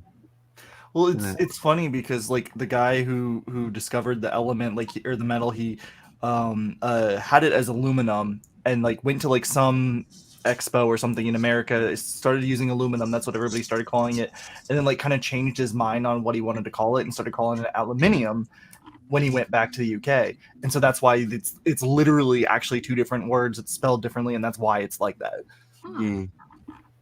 Yeah, still wrong. Yeah. It's like nylon, isn't it? They couldn't think of a Speak name. proper English. It's like nylon, isn't it? Like nylon, they couldn't think of a name to call it, and the creators of nylon, one came from New York, one came from London, so they combined New York and London to make nylon. There you go. Apparently, There you that's a go. wonderful tale. I was this year's old when I found out. Yeah, this year's old. is when I mean, found out. we're still not on the metric system. That's we're like living in caves. Yeah, I know. Do you know how the Flying Fortress got its name? Because it's a fortress in the sky that flew. No, apparently when Boeing unveiled it in 1935, all the reporters were there and they were doing some press conference and everything. And one of the reporters said, "God, look how many guns that thing's got. It's like a flying fortress," and the name just stuck. Fair play. Who's building one at the moment? A flying fortress? Is one of us building one? Nigel. Nigel is, Yes, isn't he? he He's is. building one. He's Is he building that stupid hatchet things. one, isn't he? No, the Lancaster. HK That's models. the Lancaster he's building, isn't it? He's building the HK models The Lancaster. HK. That's it. Yeah. Mm. Yeah, they sent Yeah, it. yeah, It looks like a great kit. yeah. I was watching a video the other day, somebody trying to graft the nose section that HK do onto that kit. That's Nigel. Is that Nigel doing that? Yeah. Yeah, he has a video about that. I wonder if that's a really difficult job, or I don't know. I would imagine. Probably. Yeah, I would imagine. To do it. Yeah. It'd look like a melted welly. I mean, everyone says I'm Mercedes for all the stuff I do. Nigel's way above me. Well, Nigel even done the panels on the Titanic. He didn't like them, did he? Oh, they're wrong. Yeah. We're going to scratch this out and put it like, oh no. But I love how Nigel. But I love how he does it. It's just, I just love watching how he does it because it's mental, but it's fantastic at the same time. I love what he can change and alter. And half the time I wouldn't even think of it. He's like I just, isn't he? Yeah, I'd just slap it together, but Nigel's like, no, this is bullshit. I'm changing this. It's going to be right. I mean, fair play to him. Do you know what I mean? Because as an autistic person, he's the most autistic modeler I've ever seen in my life. Do you remember the kit that he spent 2 years building? Was it a 1/200 scale ship or something? And he was, it was driving him bananas, wasn't it? Is that not the Titanic? It might. It was the Titanic because he spent a long time on that. Yeah. And annoying because that's when I got into his channel. I got no interest in boats whatsoever, but it just amazed me what he was doing, and he hadn't finished it. I was like, oh balls! I really want to see it finished. I don't think he ever wants to touch that kit ever again, by the sounds of it. When we've spoken about it, You spent 2 years on it, like dry. It's a shame you couldn't get Nathan on here this week, Moss, because I was going to give him. I'm going to get him on next week. I wanted Is to he get coming on next week? Brilliant. He's left me an email. He left me an email with his email address and contacting. So I saw Dale at Bovington and said, "Can I have Nathan on to talk about what he does for Airfix and stuff?" And he said, "Yeah, by all means, it would do him. He would love to come on." So I emailed him, and he said I'd messaged him on LinkedIn. He's given me his email address. But I want to get Jess up this week. So we're going to have 10 at a time, you see. So one of us has to drop out. But I wanted to get Jess up this week to have, give her some exposure. Because if you can, remember, more important than Airfix. Yeah, we'll subscribe. Don't worry. If you want to go and subscribe to Jess, or if you can put your what's it called in the chat, your channel in the chat, and you can do that. Yeah. Is that Dolphin? Has that got any pilots on it? No pilots in the Dolphin. Or Dolphin. Rare for Chinese and all, isn't it? I'll get you a couple, see if you have to cut the legs off to get him in. Where there's a will, there's a way, I suppose. Yeah. I want a dolphin in my dolphin kit. Now that I like. It would be rude not to, wouldn't it, really? You've got to have her hovering across the water with a dolphin jumping out with a beach ball. Where did the dolphin come from? Or Pamela Anderson. The US Navy training dolphins. I've got a real want this year. After I finish doing that B1B, when I start doing that in 2 weeks' time, I've got a real thing. I want to build another American truck like I did with that Revell. I've got a real because I've never built a truck like that before. But once you build one, you kind of get into it, don't you? The whole because you got to build them clean, haven't you? You can't get them really dirty, can you? Because yes, you can. Get them on the road. Shut up, you. Right? When you see them on the road, they clean, don't they? These American because they look after. They live in them, don't they? It's their, it's their baby, isn't it? They look after them. See if you can get an AMT. Peterbilt 359. Yeah, they're beautiful. Yeah, with mud sprayed up the sides and grease dripping off the top. Yeah, that train's hanging out the window. It comes in the figure that's pissing against the wheel at the back wheel. Got his hand on the side, go for a piss on the back wheel. Yeah. That seems accurate. Because those we can't really have bonnets in this country. You see, the bonnet, the nose on them, because we can only go up. I think is it 35 foot or 40 foot or something they can go. So if you have a the bonnet length of on the the truck? front, if you have a bonnet on the front, you've got to make the trailer shorter by that amount, and they don't do them, do they? We're in America, but mind you, roads are so massive in America, aren't they? No, that's no, it's not quite right because usually what it is a BMW cuts them up, and if they have the bonnet on, they can't see them. BMWs, eh? Scania do a bonneted for Euro, yes, but the trailer's shorter, and they don't make them. No, that they have big. stupid HGVs in Europe. But they don't. The trailers are shorter, aren't they? In Europe, they got to be under 40 foot. Because aren't there two types of trailers? There's 40-foot and 44-foot rigs. Oh, I don't know. Yeah, there's 40-foot and 44-foot rigs because the 44-foot rigs are for the really heavy loads, and they've usually got 3 axles at the back. That's funny. When it comes to the figure, one arm would be sunburned, like, you know. Yes, Graham, the farmer's can.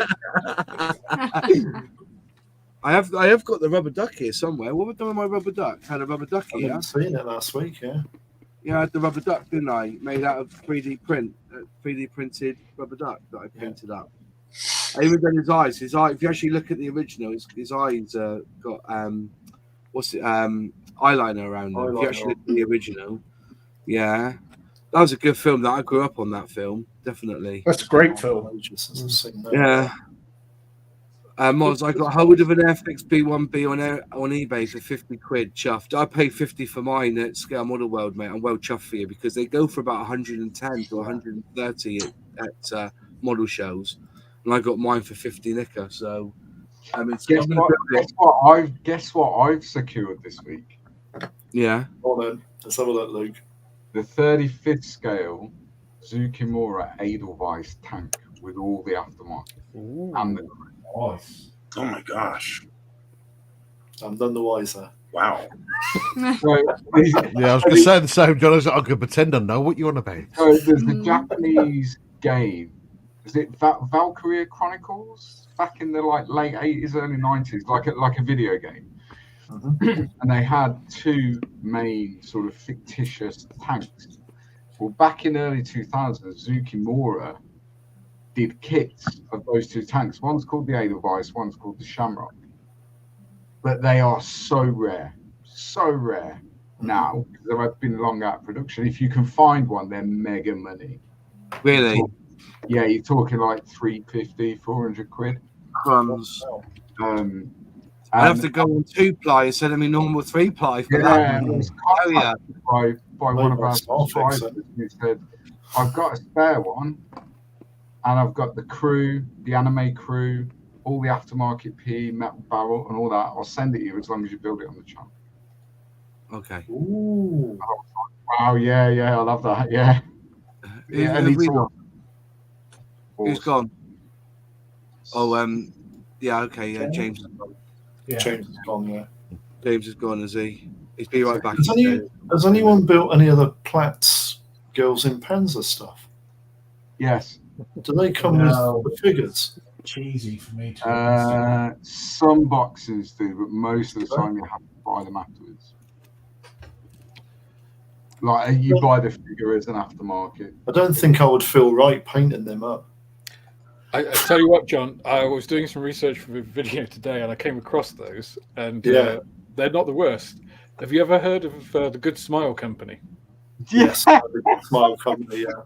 Oh my God. It's just like, yeah, they do something. I'll tell you what I feel awkward about.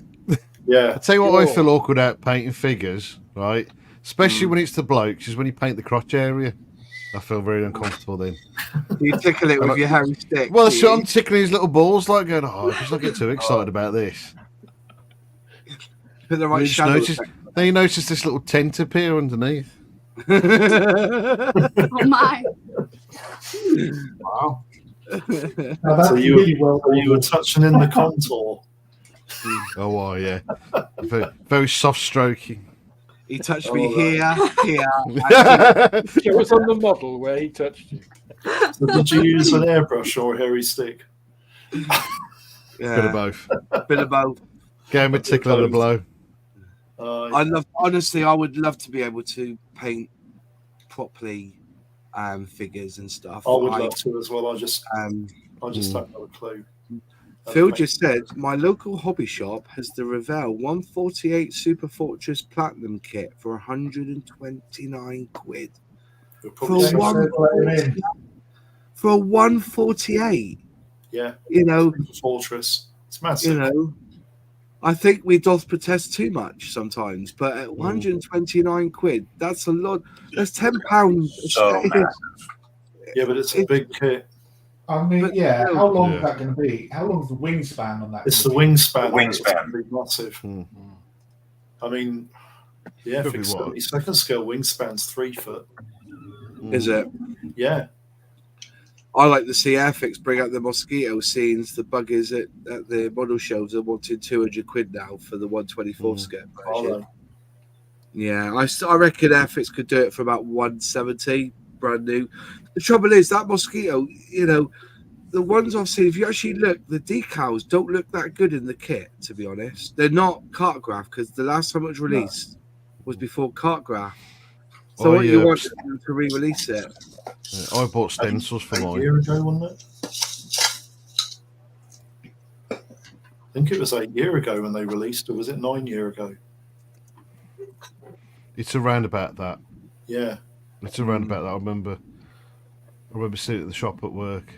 Didn't they? They last came out when Airfix were bringing out the red boxes, didn't they? I think it came out last as one of them. Yeah, it was definitely in the red. Yeah, it was in the red box. Yeah. The mosquito? It's a good kit. Yeah, it's a good kit though. I was quite surprised because I was looking at the undercarriage because it's very, you know, pipey like, and I thought, oh, it's going to be brittle. They ain't going to, you know. No. But it's quite a solid undercarriage on it. To be fair, did a little history put rockets on it or something, or jets and fly it? No, he chopped his fingers off, but that's right. He cut them, didn't he? Badly with it, didn't he? Yeah. No, the undercarriage collapsed on it when he. So he put those jet engines on it, and then it collapsed. Props. But he popped the engines on it. That's right. Sorry. Yeah. What was the one he put the jet on then? Which one was that? He's put that on a Hobby Boss 118 ME262. Yeah. That's the one over the side, isn't it? Yeah. That's it. That's right. Yeah, fucking ME262. Yeah. He did it up in Rebel colours from Star Wars, didn't he? Yeah. That looks pretty epic, actually. He did. I'd like to get him on here at some point. Have a chat with him. Yeah. He's because he, you know, he's a bit of an Airfix fanboy. Is he? Well, we can't have two on here. We might as well just not come on the channel. More speaker. That week we'll just leave him a Moz on. There's no point us being here. No, we can't just have more be reminiscing for 2 hours. We can't have two Airfix fan favourites here, can we? You know. Yeah. Do you know who I'd like to see on here one night? Jeff. Never ever have a hope in hell of getting him on here. But I'd like to see him on here. Peter Oxley. Yeah. How long do you think it'd last? He'll come on here, mate. I'd have him on here, definitely. Yeah. I would as well. I would. Yeah, if he wanted to come on here, I would have him on here for sure. He's a YouTuber. He's got every right to have his opinion on everything. It's funny, you know, because I saw a video of his the other day. Because I often watch, because as I said before, I'm dying to have him come out with saying that this is something I really like. Just not have a go at something for something or other. And he was doing a review on the old Tool JU88, and he mentioned something in that video that I totally agree with him on. You know the stand packs that Airfix sell now? Mm-hmm. Yeah. Crap compared with the ones you used to get for free in the kits. They're not. They're the same. What? They are the same. I've got one here. I've got one here. Right, they're the same. You triggered him, John. You broke him. This is the next 20 minutes now. There you go. I've got them here. Got them here. These are £10.99, and you get. How many do you get? You get a ton of them. Hang on. Where's my little blade gone? Hang on. I cut my finger now. I'll get a little blade out. Would this be a good point to mention that I paid 58p for a 3D render of a stand for aircraft? Did you? Yep. 1, 2, 3. They are exactly the same as what you would get in an old kit. So you get in you get 6 of the big ones, so you get 6. I wonder if the packet that he had was just. It's not about packaging. Because the packet he showed you, the plastic was cloudy. It didn't look up to scratch. Even the embossed Airfix logo wasn't. You get 12. You get 12 stands for a tenner, so they're under £1 each. So they're about 90. And they're exactly the same. This one came out of a 1960s kit. Yeah. And these are new. So this one here is, yeah. They're exact. This is the new one. You know, they are exactly the same. So yeah. For those two back up together again. That's the new one. So it's nice, fresh, clear, and that came from the 1960s kit, which is exactly the same. Like mold, aren't they? Exactly the same. You've got the Airfix logo there. Airfix logo. You've got the Airfix flag on there rather than the Airfix flag on it. Yeah. So exactly the same. So. So don't trigger me. I'll send him a comment.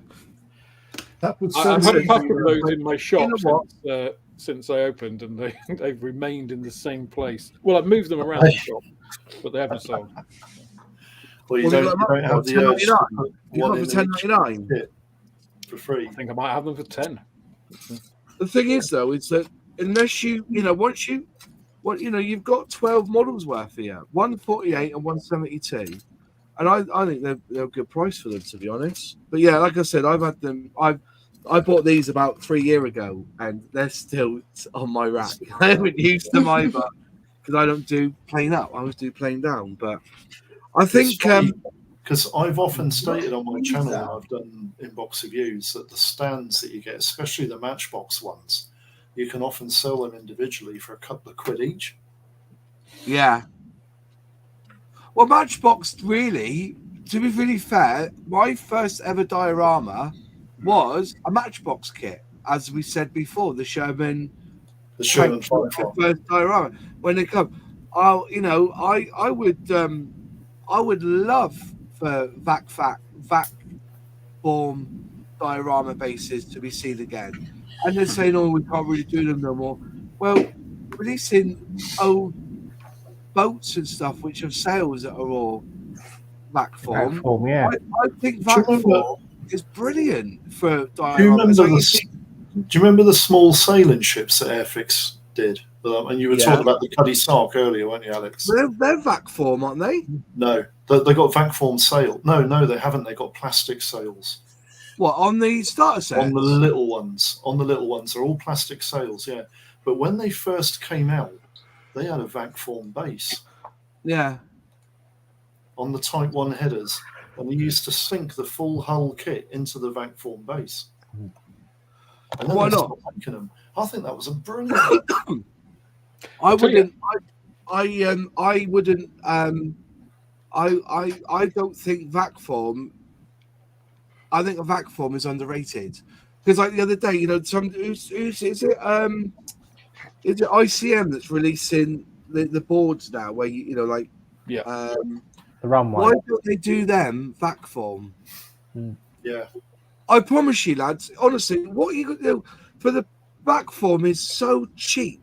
I was thinking the other day. I've got a friend who's got one of those machines. You heat the plastic up, then you pull it down, then he has a vacuum. He has a Henry underneath, putting it down. I was thinking the other day, would it be so simple to make vac form to put planes on, and make dioramas on that? It would be the most simplest thing to do. I mean, the thing about vac form is that you can do your 90 degrees, so you can have the runway, then you can have it upright where you've got the wood keeping the bank back, if you know what I mean, and on the top and have it a bit bush and all in one piece. Yeah, the only problem with that The only problem with that is that there's no structure in the bottom, depending how big the base is. Yeah, but I get But that. the- But like- yeah. John, I think John was just about to say Airfix did one, and it was like got the berms around it, and I remember doing that one, but it was terrible to work on because there's no structure in the base. So you'd have to. Yeah, but Airfix have something got like to have the jigs for some of those bases because they Yeah. use quite It wasn't a lot that long ago that they did, because I got one in the shop in the second-hand section. Yeah. The Dam Busters kit, which actually has the dam. Yes, That's yes, right. And that was Yeah. a vacuum base with and the that was a two- big base as well. Yeah, But it's, do you oh remember- god, It's massive. Remember It's the massive. play That sets is. that they used to do? They used to do armour play sets, didn't they? And Yeah. The coastal defence gunfall that had a vac form base. And they're good. Yeah. I thought you said, The D-Day landings as well. D-Day landing set. They did a Africa Corps set in the Western Desert. They did a set where they released the German reconnaissance set and the 8mm gun, and that had a vac form base. the thing about vac form is that you can what's it called? You know, to paint it and weather it and add your grass. It is the you know, and this is why Hollywood still use vac form. Yeah. Who Jamie? What's he called? Adam Savage from MythBusters. Oh, He right. vacuums all the time. He vac forms all the time. and it's styrene as well, so you can Yeah. glue it and you can add bits to it. Yeah. There's So no maybe special if requirements to they'll paint watch it or anything.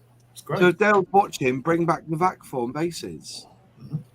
'Cause I think look at all those. Look at the moment. Remember when I did the they had the 172nd, 176, 172nd armor bundle. It was like 200 quid or something. But in there they had the resin buildings, didn't they? They had the Polish bank and they had the steps, didn't they? All resin. Yeah. And I was thinking, this is heavy, it's resin. Yeah. But in all fairness, you could easily have done that with vac form and done it at On the mini art 35th scale diorama buildings, aren't they vac form? Yes, I think they are. Yeah, I think they are. they're very heavy gauge. They're very heavy gauged back form. But they're vac form, definitely. Yeah. Yeah. You know the sailing ship that you were buying, John. Yeah, the Great Western or whatever. The sails on that are vac form. They're vac form. Yeah, they're Yeah. still doing it now. I've got them here. I've got one here. Vac All form. those large sailing ships, they're all vac form sails. Yeah, I remember I did I was 12, so it would be 1980, and I did the Santa Maria. Yeah. A little small ship. Yeah. It wasn't that big. I can't remember who did it, but the sails were vac formed. Just extremely. It's like when It Airfix wasn't released okay. when Airfix released the Saladin this month. Hopefully that will come with the vac form base. 1/35th scale. Oh, we're live. They took so long to come out with that. I just lost interest, and then Yeah. yeah. It was sad that. But I got one. I think there was a blip in the pre-ordering system over Christmas because, that Bloodhound, I got that fortunately through one of the lads at Airfix got me it. But my pre-order was 3 weeks after they had them in stock. And I've heard from other scale, I talked to other YouTubers who do inbox reviews, and they've said they haven't pre-ordered this year. They're waiting on the day when it gets announced. They'll buy it on that day because they get it quicker than the pre-orders. Okay, yeah, of course they will. Which is unfair. And that and if they really want to do the Airfix Club proper, they should give priority to Airfix Club members to get fast. That's what they should do. Even before Jadlam and Winter Modelland and Man Models and all that get them. I've said this before. I think if you've put a pre-order in and you've been waiting for a year, you should get that first. The issue being is that they've got this is the problem with Airfix and their distribution, okay? And this is from somebody, and I say this in love. They've got a 2-tier. They've got the standard delivery and they've got their express delivery. When you pre-order, you cannot pick express delivery. No, you can't. You cannot do express delivery, and that is, dumb. That is the dog it shit. is. It's dumb. You're right. It is. That is the dog shit you step on. when you pre-order, because that smell lingers. Because as soon as you bought them, they only send them out as standard, not express. Do you know, it's the same for retailers in terms of Yeah. done this, is that, so I've done a whole bunch of pre-orders for this year with Airfix, because I've got some pre-orders as well. And the thing is, if they come out, say the lifeboat, right? Got quite a few pre-orders for lifeboats, been pretty popular. Yeah. If they don't make, when they release them, if they don't make the minimum order value for free postage, they won't send them. Really? They will wait until it gets up to that order value and then they send it. So if you're not aware, you'll just be waiting, thinking, "Where are my kits? Why is everybody else getting them?" It's like, "Oh, you're a $5 short," and it's like, Jesus. So Alex, does it work? So say, I don't know, take the lifeboat as an example. So if Airfix are going to release that for sale to the public on, say, I don't know, 1st of May this year, do you get the kits like a week before, so that on the 1st of May you can offer that kit for sale? No. When they arrive, they go out to anybody who's pre-ordered them, customers, retailers, whatever. The only people that get them early are the special people.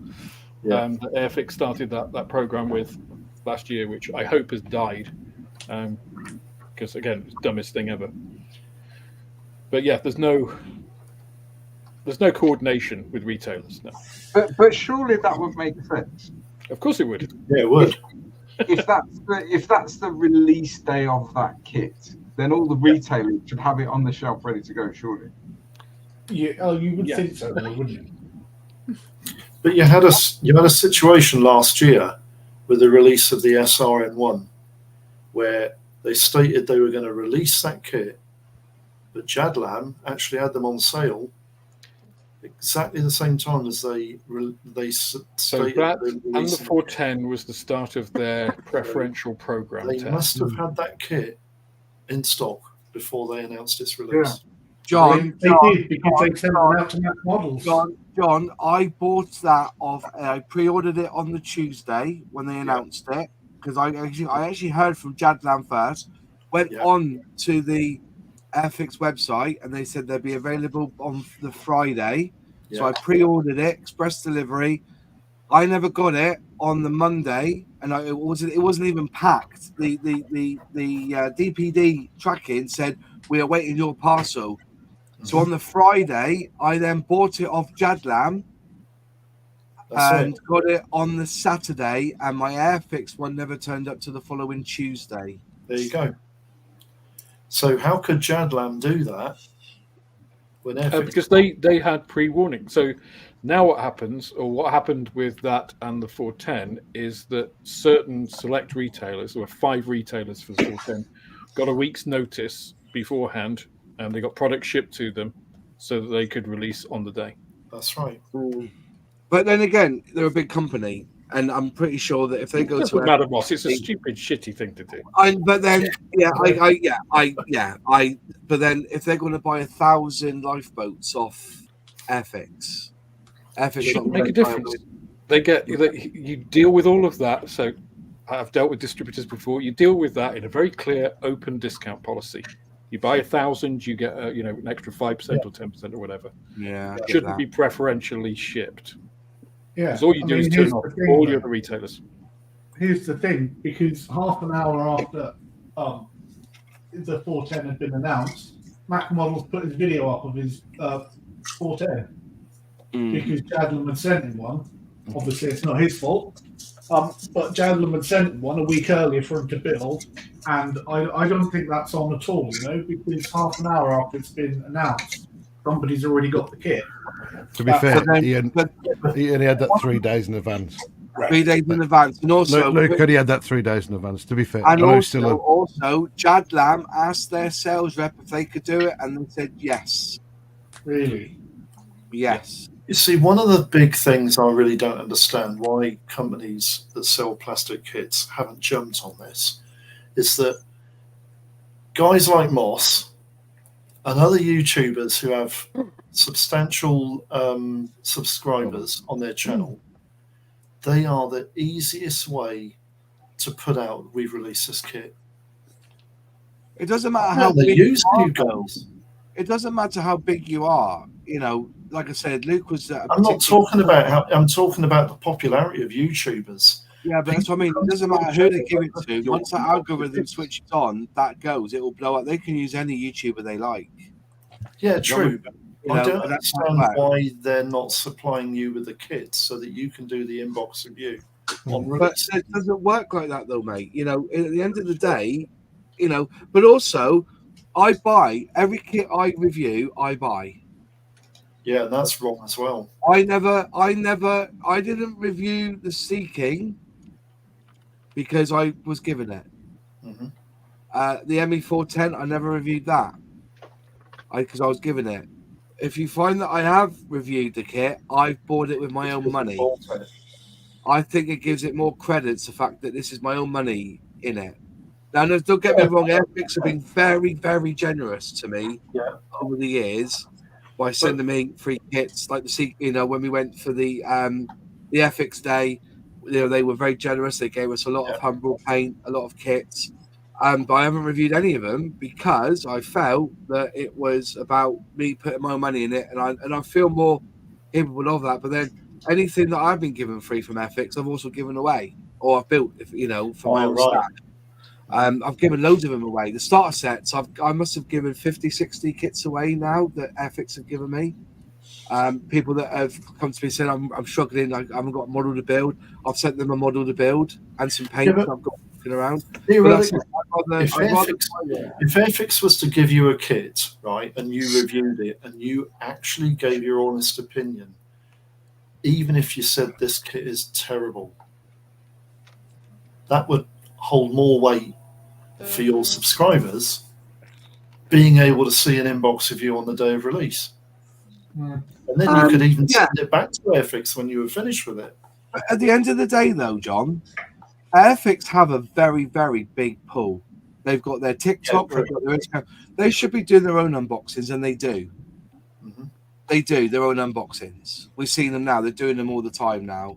And I'm fair game, I just like to think that, the same with Alex will agree, the same as Luke will agree with me, that people subscribe to us because they value our opinion and our honesty in what we do. And that speaks volumes. So when you see Airfix do their unboxings, it normally lasts about 4.5 minutes and they say nothing on the video. Whereas we do something a bit more in depth. But if somebody wants to see the plastic straight away, like prime example, I went to Bovington and I was the first one to put out the sprues of the Ferret Scout. Yeah. That video didn't do very well. Oh, right. But theirs, when they put it out, did really well. So I think the algorithm, I see Alex has had a really good boost the last 2 weeks because his algorithm has caught up with him. And sometimes when I've done videos and the algorithm's hit, then the next time we do a video, you get like 1,000 views. You're like, what are you playing at, YouTube? I'm doing the same as what I'm doing before. Is YouTube is just hammering us. So, but it doesn't matter who does them. At the end of the day, we're all in this together. And the more we show what scale modeling is all about, the better the community will be. Unfortunately, I think the only thing that I'm seeing more now, and I'm seeing it, is whereas before the scale model community was very forgiving, they're not so forgiving at the moment. Some of the comments I've received, you can go on my videos and I don't delete any comment that's aimed at me. I leave them up so everybody can see. But I'm starting to see a lot of him bitching and fighting at the moment. And I said, I've got no beef with any YouTubers. Everyone has a valuable opinion. If they want to rant about something, they can rant. Yeah. They want to be happy about something, they can be happy. I'm somebody who looks through things with a bit of a pink glasses, but also if something is wrong, I will share that it's wrong. But I don't know, there's just something that's happening at the moment, and I don't like it. I know clicks win, and that's the problem with the algorithm. If you put something sensational up as a thumbnail, look, if I had a Spitfire and a pair of tits, as a thumbnail, I would get 100,000 views, and it's true. It's true. Casey Neistat's most popular video is a pair of bikini women, and he's taking a picture of them, and that's the thumbnail. And he's had more views on that video than any of the other ones. But I'm not going to go down that route. It's not right to, you know. But that's how it works. Well, not being funny, you probably get a lot of views for you in a bikini, Moss, but. A mankini. Oh, no, we get any view. We get a subscribe. Yeah, a flamé one. Yeah. Come on. How many views will the Moss Airfix rant video get? It doesn't, honestly. Everybody has their own style and everybody appreciates it. And if you don't like something, you don't watch them. It's simple, isn't it? You know. I don't watch rant videos. I got enough crap going on. I understand people ranting it's venting, and it can be cathartic for for the Gentlemen, you know damn well that when I ran, it's quite funny, isn't it? Yeah. I make it comedic. That's why I ran. I make it comedic. But at the end of the day, at least it's constructive, and that's the problem with a lot of the ranters. Yeah. There's having a rant, and there's having a rant and being constructive about it rather than just shitting something down. Yeah. To be fair, that's where I have the issue with it. I've got no problem with people having a go as long as they've got a point to it, rather than just go, well, this is shit because this didn't fit together well. And it's mainly because you did a shit job of it. Yeah. Well, so I watch rant videos because sometimes it's to get your comfort zone, and also I don't just watch. I watch a lot of scale models. I don't just subscribe to a lot. I actually watch a lot of scale because I like to actually watch how they're filming stuff and how they've done stuff. Yeah. And sometimes the algorithm's kind to you. Sometimes it isn't. Look, I got 150,000 views for that Spitfire video I did doing the factory tour.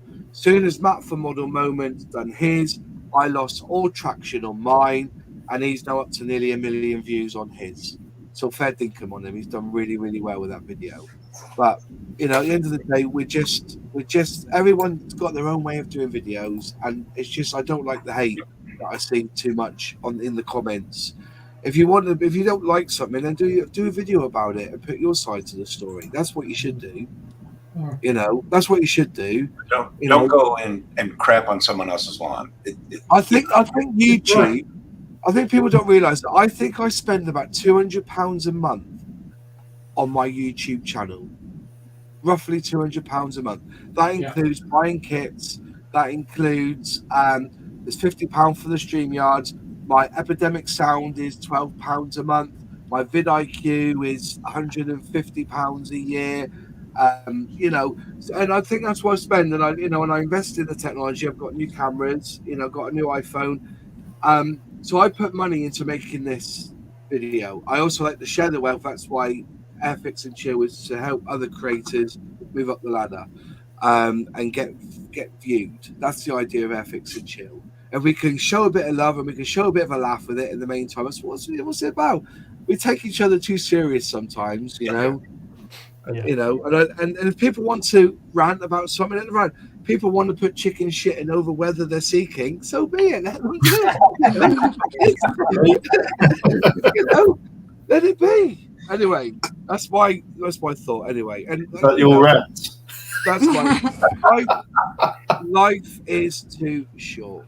Yeah. All right. As far as I'm concerned with criticism, if somebody asks you for criticism, be constructive about it. If you're just going to shit all over the build, then keep your mouth shut. Yeah. Yeah. Well, it's like that one I had. Say, well, what's the point of you even doing this video? Keep your mouth shut. I always remember. I always remember. Les Dawson once said, he goes, my manager came up to me. This is Les Dawson, right? He's like, he said, my manager came up to me once and he said, do you take constructive criticism? He says, yes. Why? Well, I think you're crap. That was it. Constructive criticism, So, anyways, Moz versus Pete Oxley rant battle. Pete will win because he's very good at it. So, but Moss, you get your setting and you do it as a rap battle. Yeah, rap battle. Yeah. This track. Now, that That would sell. There you go. Yeah. You might even get a single out of it. The hand you're Going holding on a might solo have a album. black glove on though. Maybe a single fuck. What would you rate Moss? Anyways, it's 10:05. Yes, I hope you've enjoyed yourself tonight on here. I do Yeah. apologise for calling you love. I've been with my wife all day, and I call her love all the time. So it was a mistake. So hope you weren't offended by that when I called you love. I don't normally. I call anyway. I'm offended. I'm offended you didn't call it me. Yeah, exactly. Come on, man. You know what I mean? Share it around, Moss. Never call me love. It just slipped out. It just slipped out. We've heard that before. Steady on. Let me just now doing a rant on me in a minute. I know. He called me love. Release the attack snails. You probably would be. No. Bring in the day and age- airborne snails. Yeah. Yeah. In this day and age, it's difficult, isn't it? Anyway, I don't think there's any worries here, man. that's Yeah. fine. No, That's not fine. at all. I just know that if somebody watched it and I said, "Oh, you called her love," that's like I'll be like, "I know, it's." Anyway, as the actress said, exactly. See some of the things I call her on a daily basis, and we're still friends. So That's good then. That's all right then. But we're on a lot of different people's platforms here. But yeah, definitely. Right, folks, we're going to call it a night. I'm going to try and get Nathan on next week from Airfix, and we can have a good old chat with him because I think his flight deck is really good. And I want to congratulate him because I called it the Blenheim as well, not the Blenheim. So we're brothers on that one. No, it's not. It's a Bolingbroke. If you go to Bristol, they say Blenheim on their tours. All right. So when I got so much abuse for that, I got so much abuse. When I went on a tour once, they talked about the Blenheim, and he called it the Blenheim. And when I did my video about that plane, I called it the Blenheim as well. And Nathan did this one in his video as well. And it's They also pronounce Bristol Brizzle. So Yeah. Brizzle. Yeah. Leicester. The Bristle Blenheim. Yeah. none of your Worcestershire here, John. Bournemouth. Worcestershire Tours. It's Worcester. It's got the silent Shire at the end. Worcester. There you go. I'll leave you all with a thought. You know the word scent? Yeah. SCENT. Is the S silent or the C silent? There you go. Work that one out. That's very offensive. Anyway, folks, thanks for joining us. We'll see you next week. Take care all, and bye.